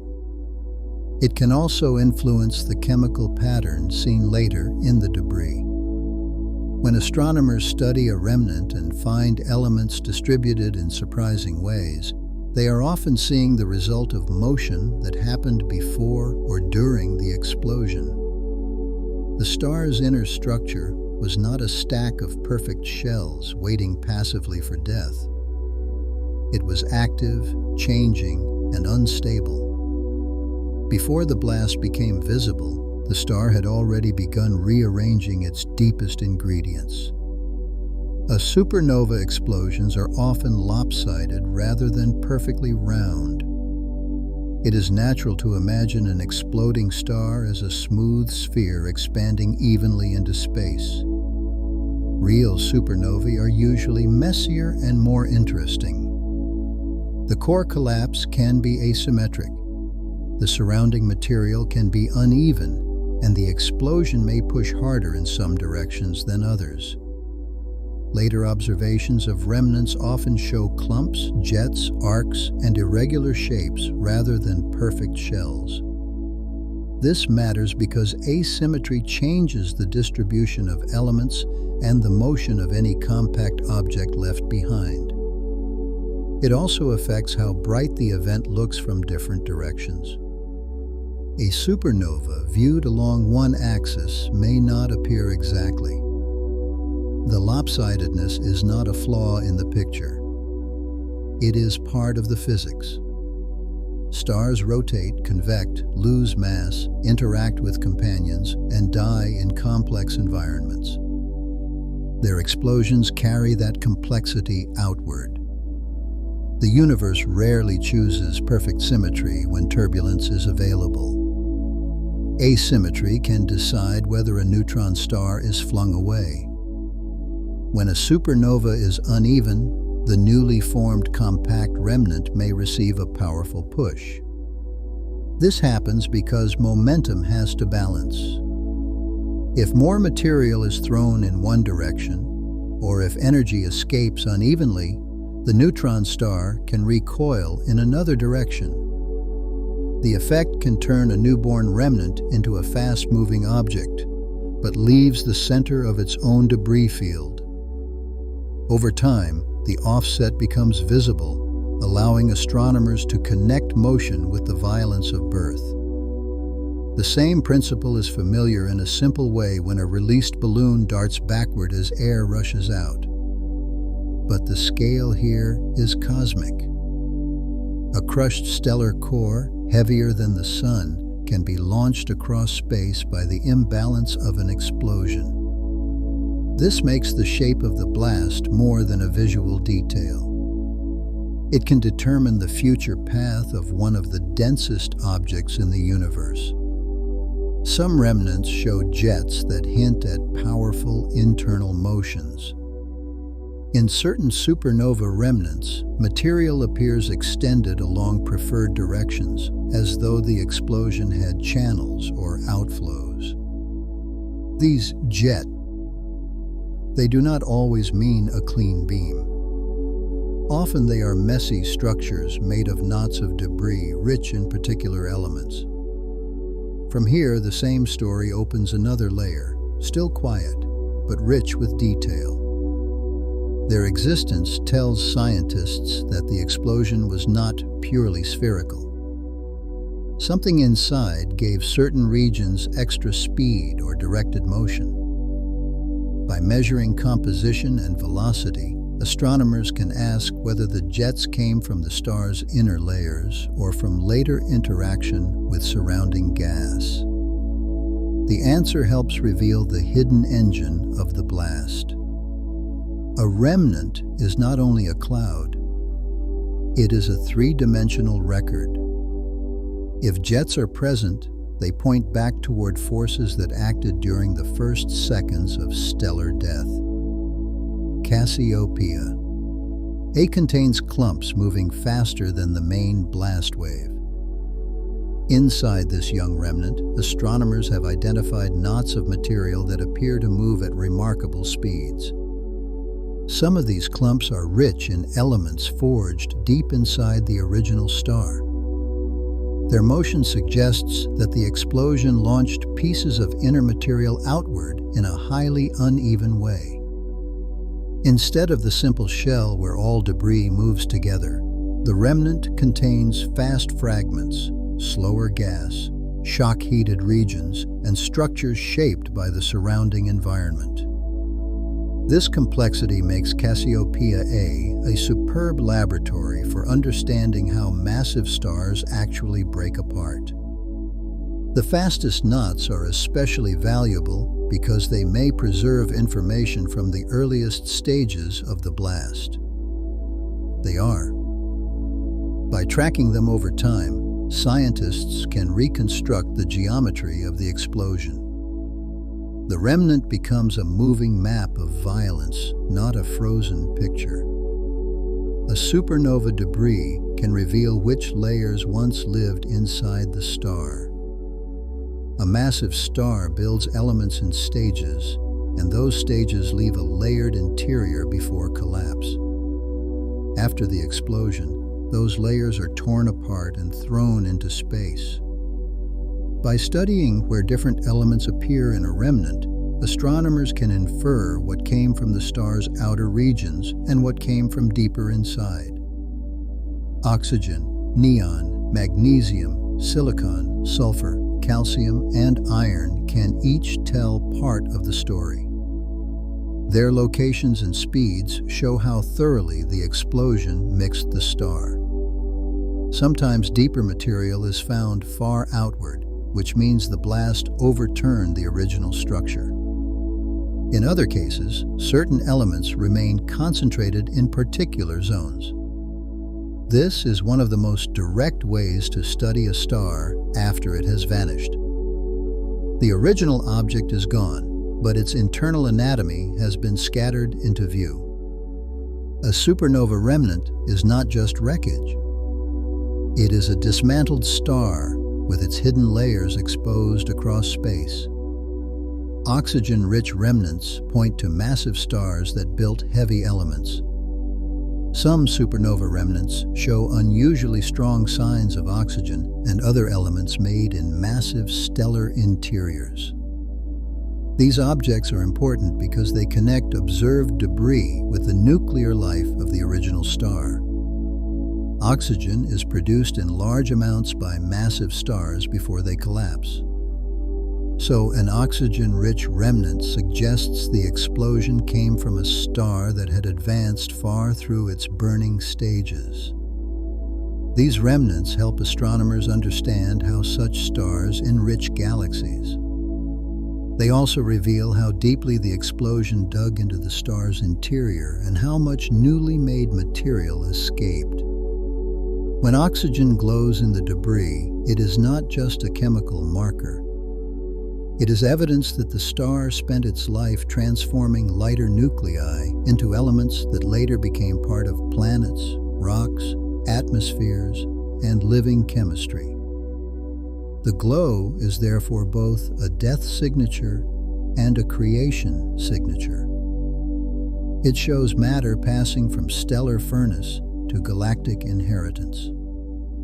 The brightest debris does not always mark the original explosion center. When looking at a supernova remnant, it might seem natural to assume that the brightest region is where the star exploded. That can be wrong. Brightness depends on density, shock heating, magnetic fields, and the type of material being struck.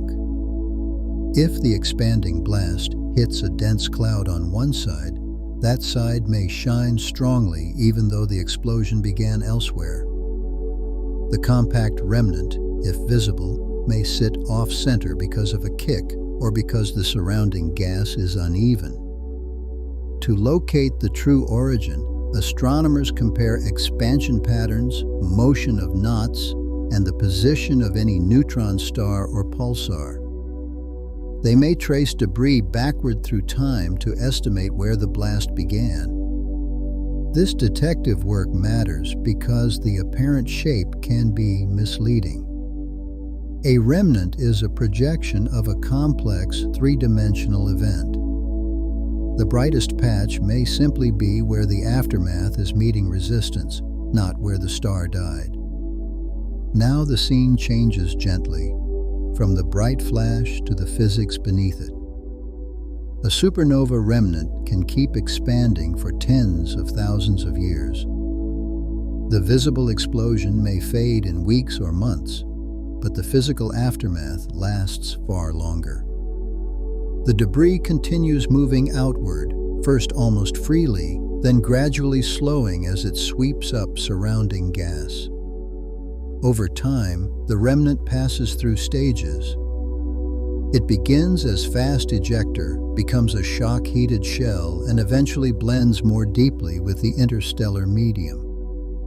During this long evolution, it can remain observable in radio, optical, X-ray, or infrared light, depending on temperature and environment. Tens of thousands of years after the original blast, the remnant may still be shaping the gas around it. This long lifetime is one reason supernovae have such influence on galaxies. Their effects do not vanish when the bright point fades from the sky. They continue as motion, heat, turbulence, and chemical mixing.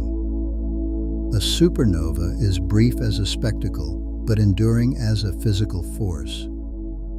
Its aftermath can outlast civilizations. Eventually, old remnants fade into the wider interstellar medium.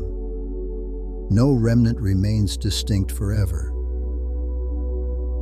As the expanding shell slows, cools, and mixes with surrounding gas, its boundaries become harder to define. The material that once belonged to a single star spreads into the larger reservoir between stars.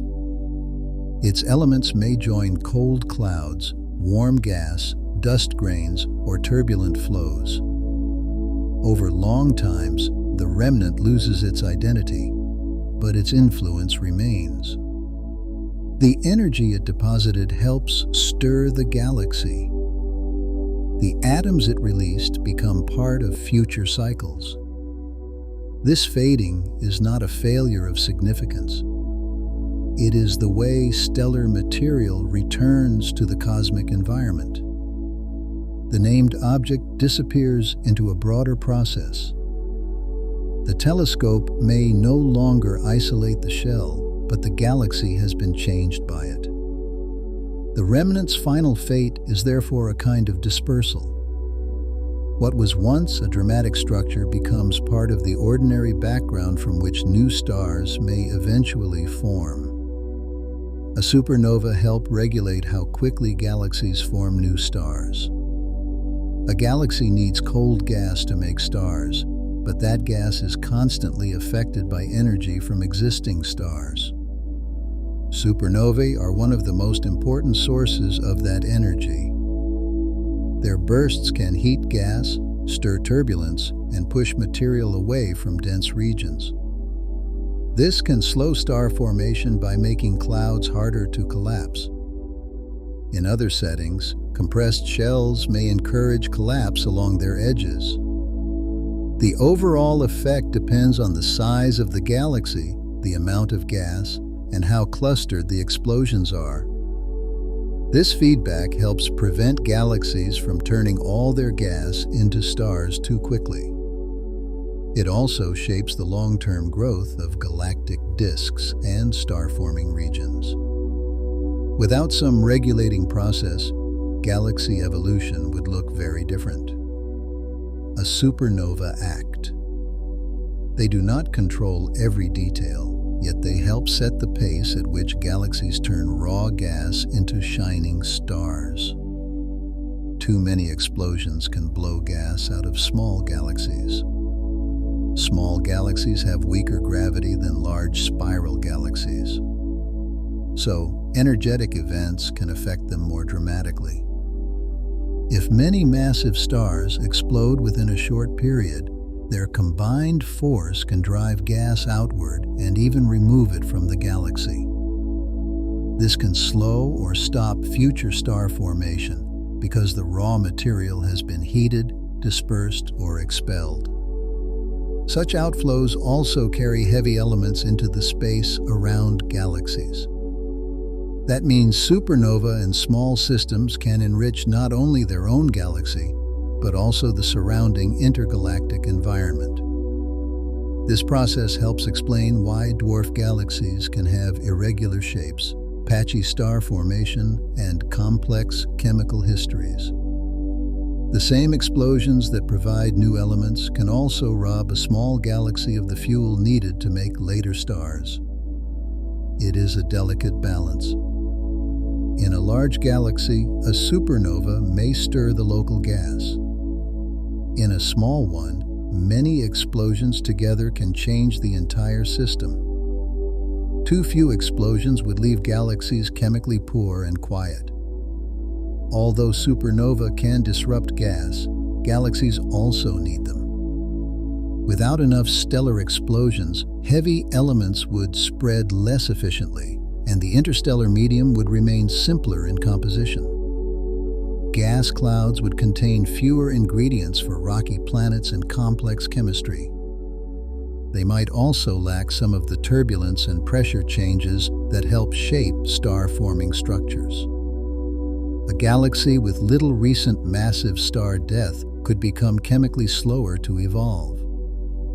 It helps to hold the image slowly, as if the star were being studied by moonlight.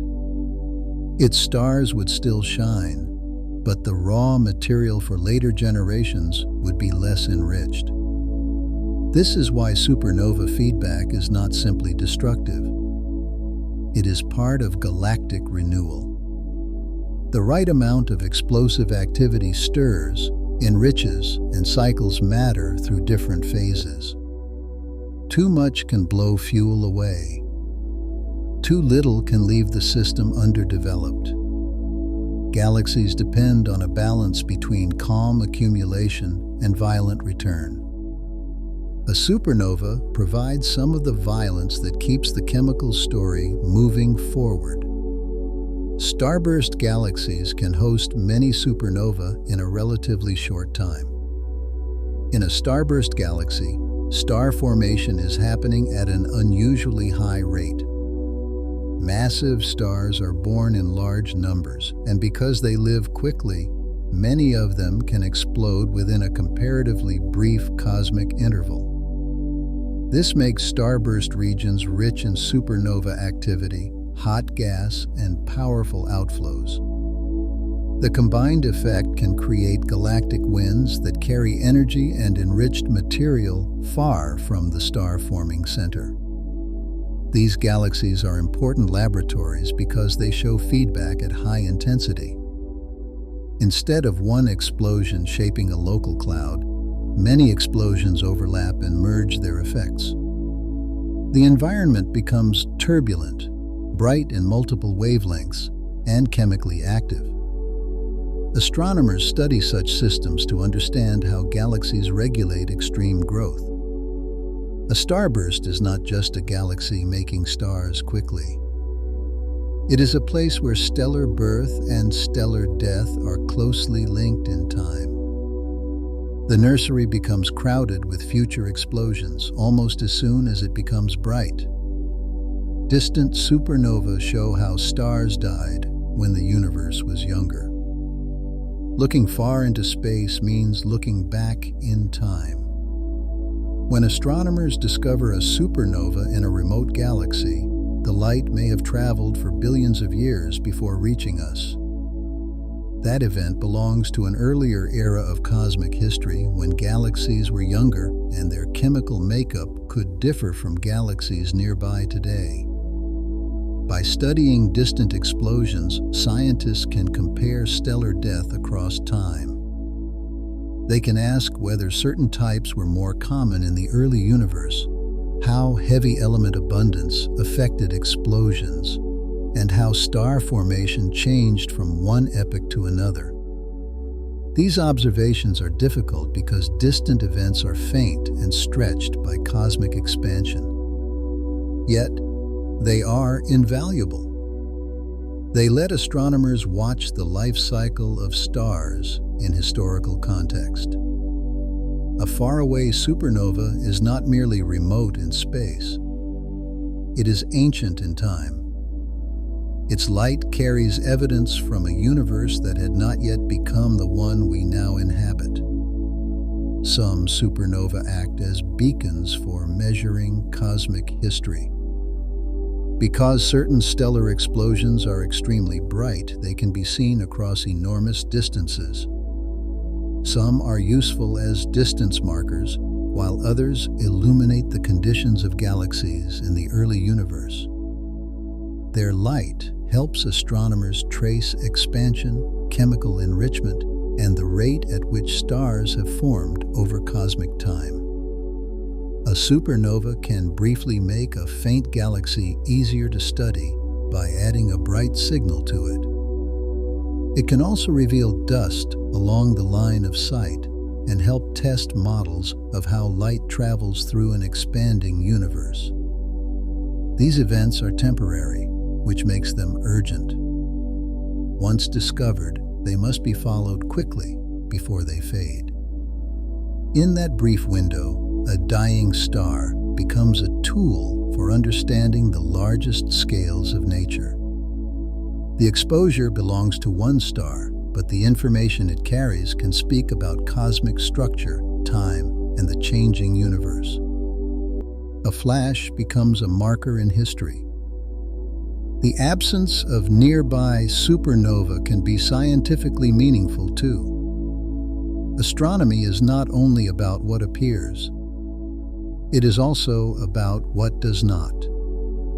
If surveys monitor many galaxies and find fewer supernovae of a certain type than expected, that absence can point to missing physics or hidden populations. For example, some massive stars may collapse without bright explosions, or dust may obscure events in active star-forming regions. The lack of recent naked-eye supernova in the Milky Way also tells us something about dust, galactic structure, and probability. Scientists compare expected rates with observed events to test their understanding of stellar populations.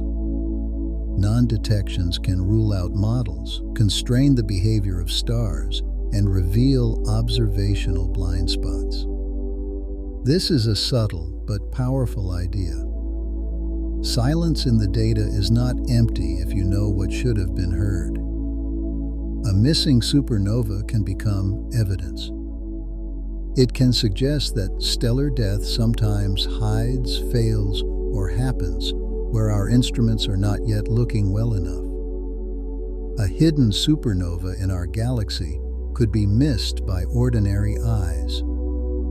The next part of the journey keeps the same calm thread, following evidence rather than drama. The Milky Way is full of dust, especially along its crowded disk. That dust can block visible light from distant regions, meaning a supernova on the far side of the galaxy might not become an obvious new star in the night sky. It could still be detected in other ways, such as neutrinos, gravitational waves, radio emission, infrared light, or X-rays from the developing remnant. This possibility changes how we think about the next galactic explosion. It might not arrive as a spectacular sight for everyone to see. It could first appear as an alert from particle detectors, followed by a search through wavelengths our eyes cannot perceive. Ordinary vision gives only one limited view of the galaxy. Much of the Milky Way is hidden behind its own material.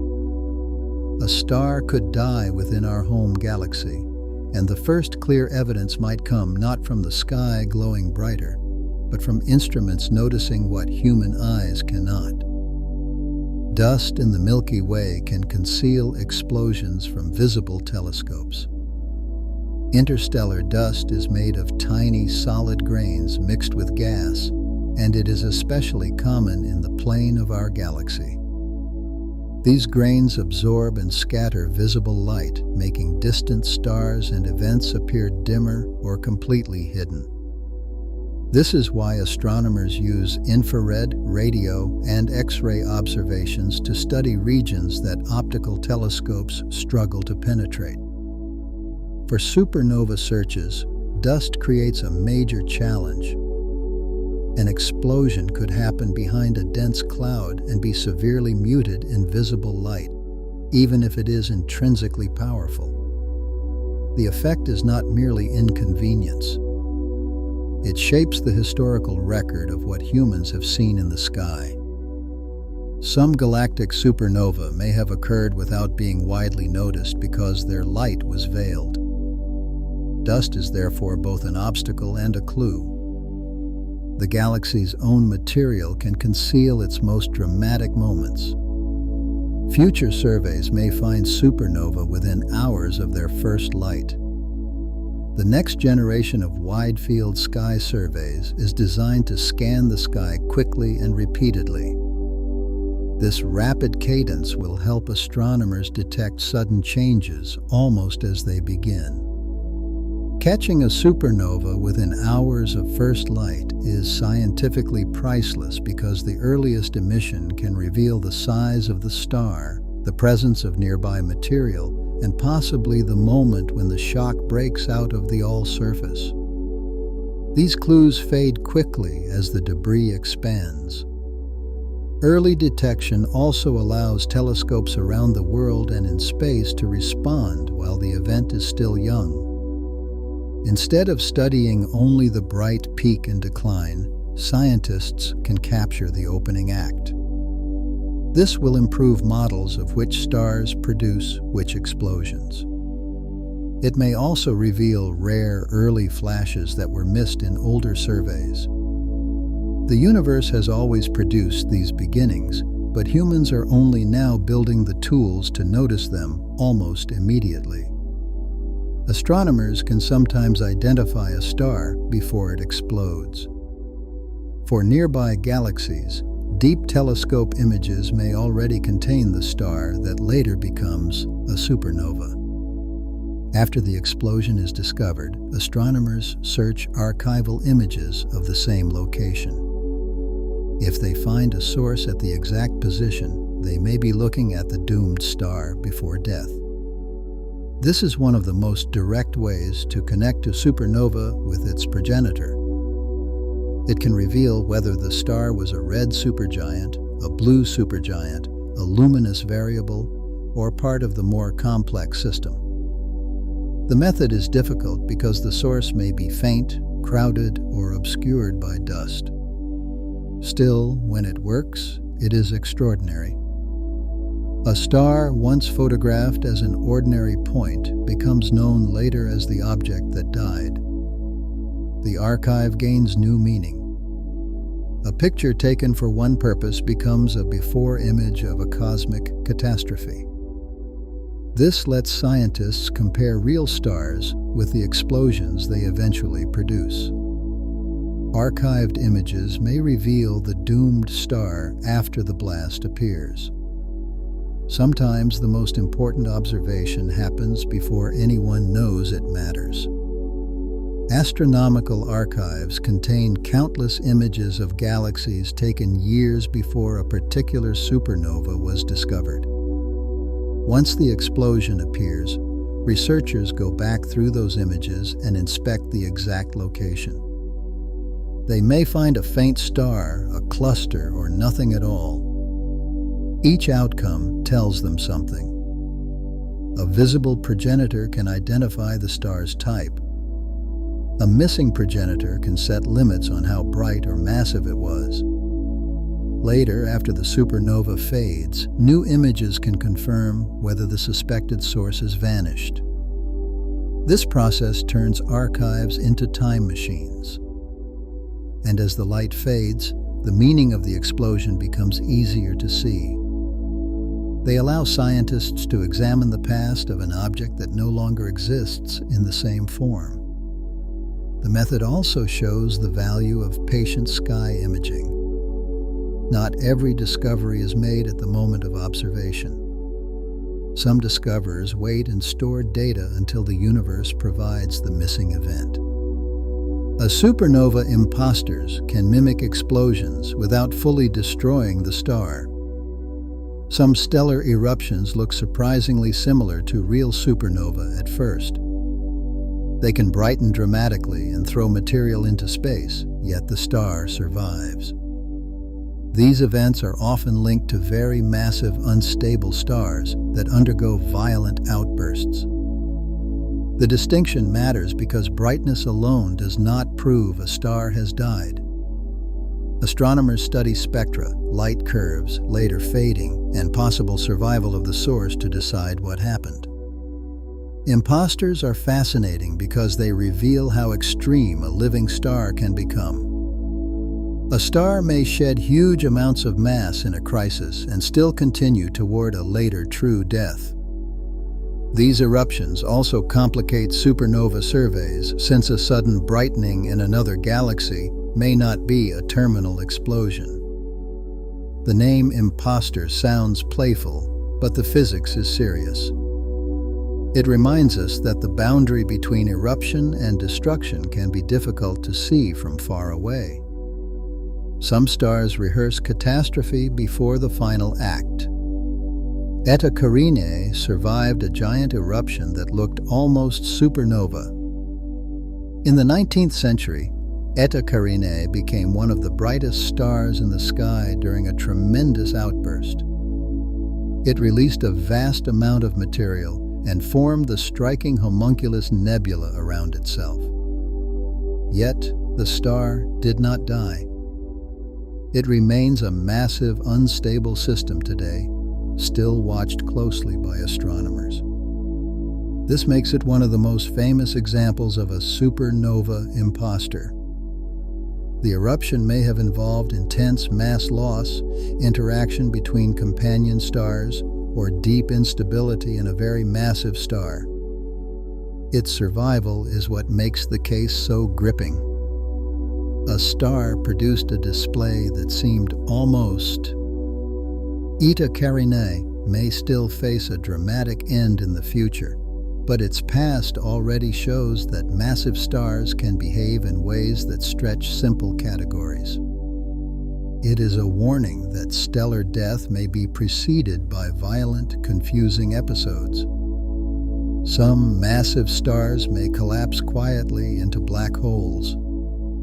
Not all endings announce themselves with a brilliant supernova.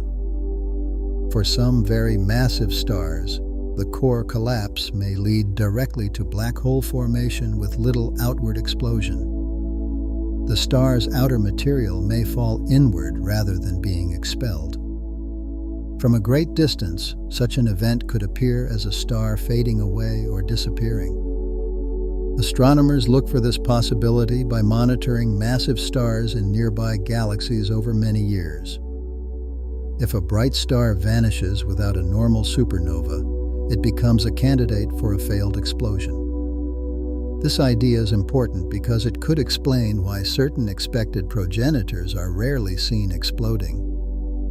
The most massive stars may sometimes die by absence instead of spectacle. That is a deeply strange thought. In a universe famous for brilliant stellar deaths, some of the heaviest stars may end with a kind of gravitational silence. Their final act may be not a flash, but a disappearance. The next Milky Way supernova could transform astronomy overnight. A supernova in our own galaxy would be one of the most important scientific events in modern history. Detectors might catch neutrinos first. Telescopes across Earth and in space would turn toward the region as quickly as possible. Radio arrays, infrared observatories, X-ray satellites, gamma-ray instruments, and gravitational wave detectors would all search for their part of the signal. For the public, it might become a stunning new light in the sky if dust does not hide it. For the scientists, it would be a once-in-a-generation laboratory. They could test models of core collapse, measure the early shock, follow the birth of a remnant, and watch the chemical debris unfold in real time. The event could confirm theories and overturn others within days. Astronomers prepare for it because no one can schedule the universe.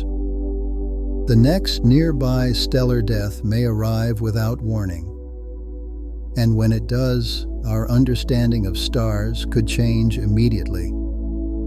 A supernova reminds us that cosmic destruction can become our deepest origin. A stellar explosion is violent, but its meaning is not only loss. Hypnos lets the thought rest for a moment, then turns the view a little wider. Long before Earth existed, generations of stars changed the chemistry of the galaxy. Their deaths scattered elements that later became minerals, oceans, atmospheres, and living bodies. The story is not that a single explosion made everything we are. It is that cosmic history is cumulative. Many stars lived, transformed matter, and returned it to space. That returned material joined clouds that formed later stars and planets. Eventually, one of those planets became a place where atoms could organize into life and awareness. Supernovae are part of that chain. They show that the universe can turn collapse into possibility and devastation into raw material. When we study them, we are not only examining distant deaths, we are tracing part of our own ancestry. The most powerful explosions in the sky helped prepare the conditions for eyes, minds, and questions beneath that same sky. And so, our journey through supernova comes to a close. Tonight, we followed stars to the very edge of their lives and saw how their final moments can reshape the universe around them.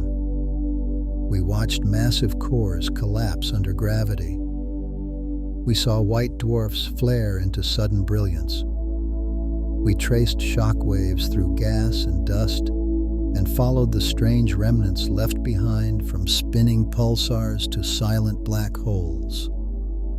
We also saw that these explosions are not only endings, they are part of a much larger cycle.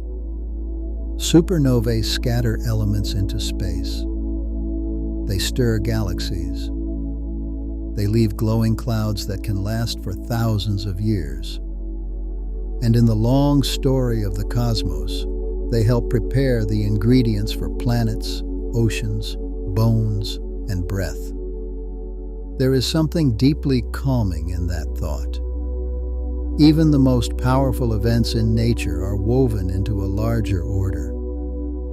A star can fall apart and still give something back. A flash of destruction can become part of the future world. The universe wastes nothing. It gathers, transforms, releases, and begins again. Hypnos now leads the view back from the remnant to the quiet night. The galaxy continues to turn. New stars form from old material. Some will live gently for billions of years. Some will end with compact remnants and luminous shells. Some will help measure distances too large for ordinary intuition. For tonight, we can leave the last bright point slowly fading in the dark. Around it, the galaxy is quiet again. But the matter released by that star is beginning a longer journey, outward into clouds, future suns, future planets, and the patient architecture of everything that may come after.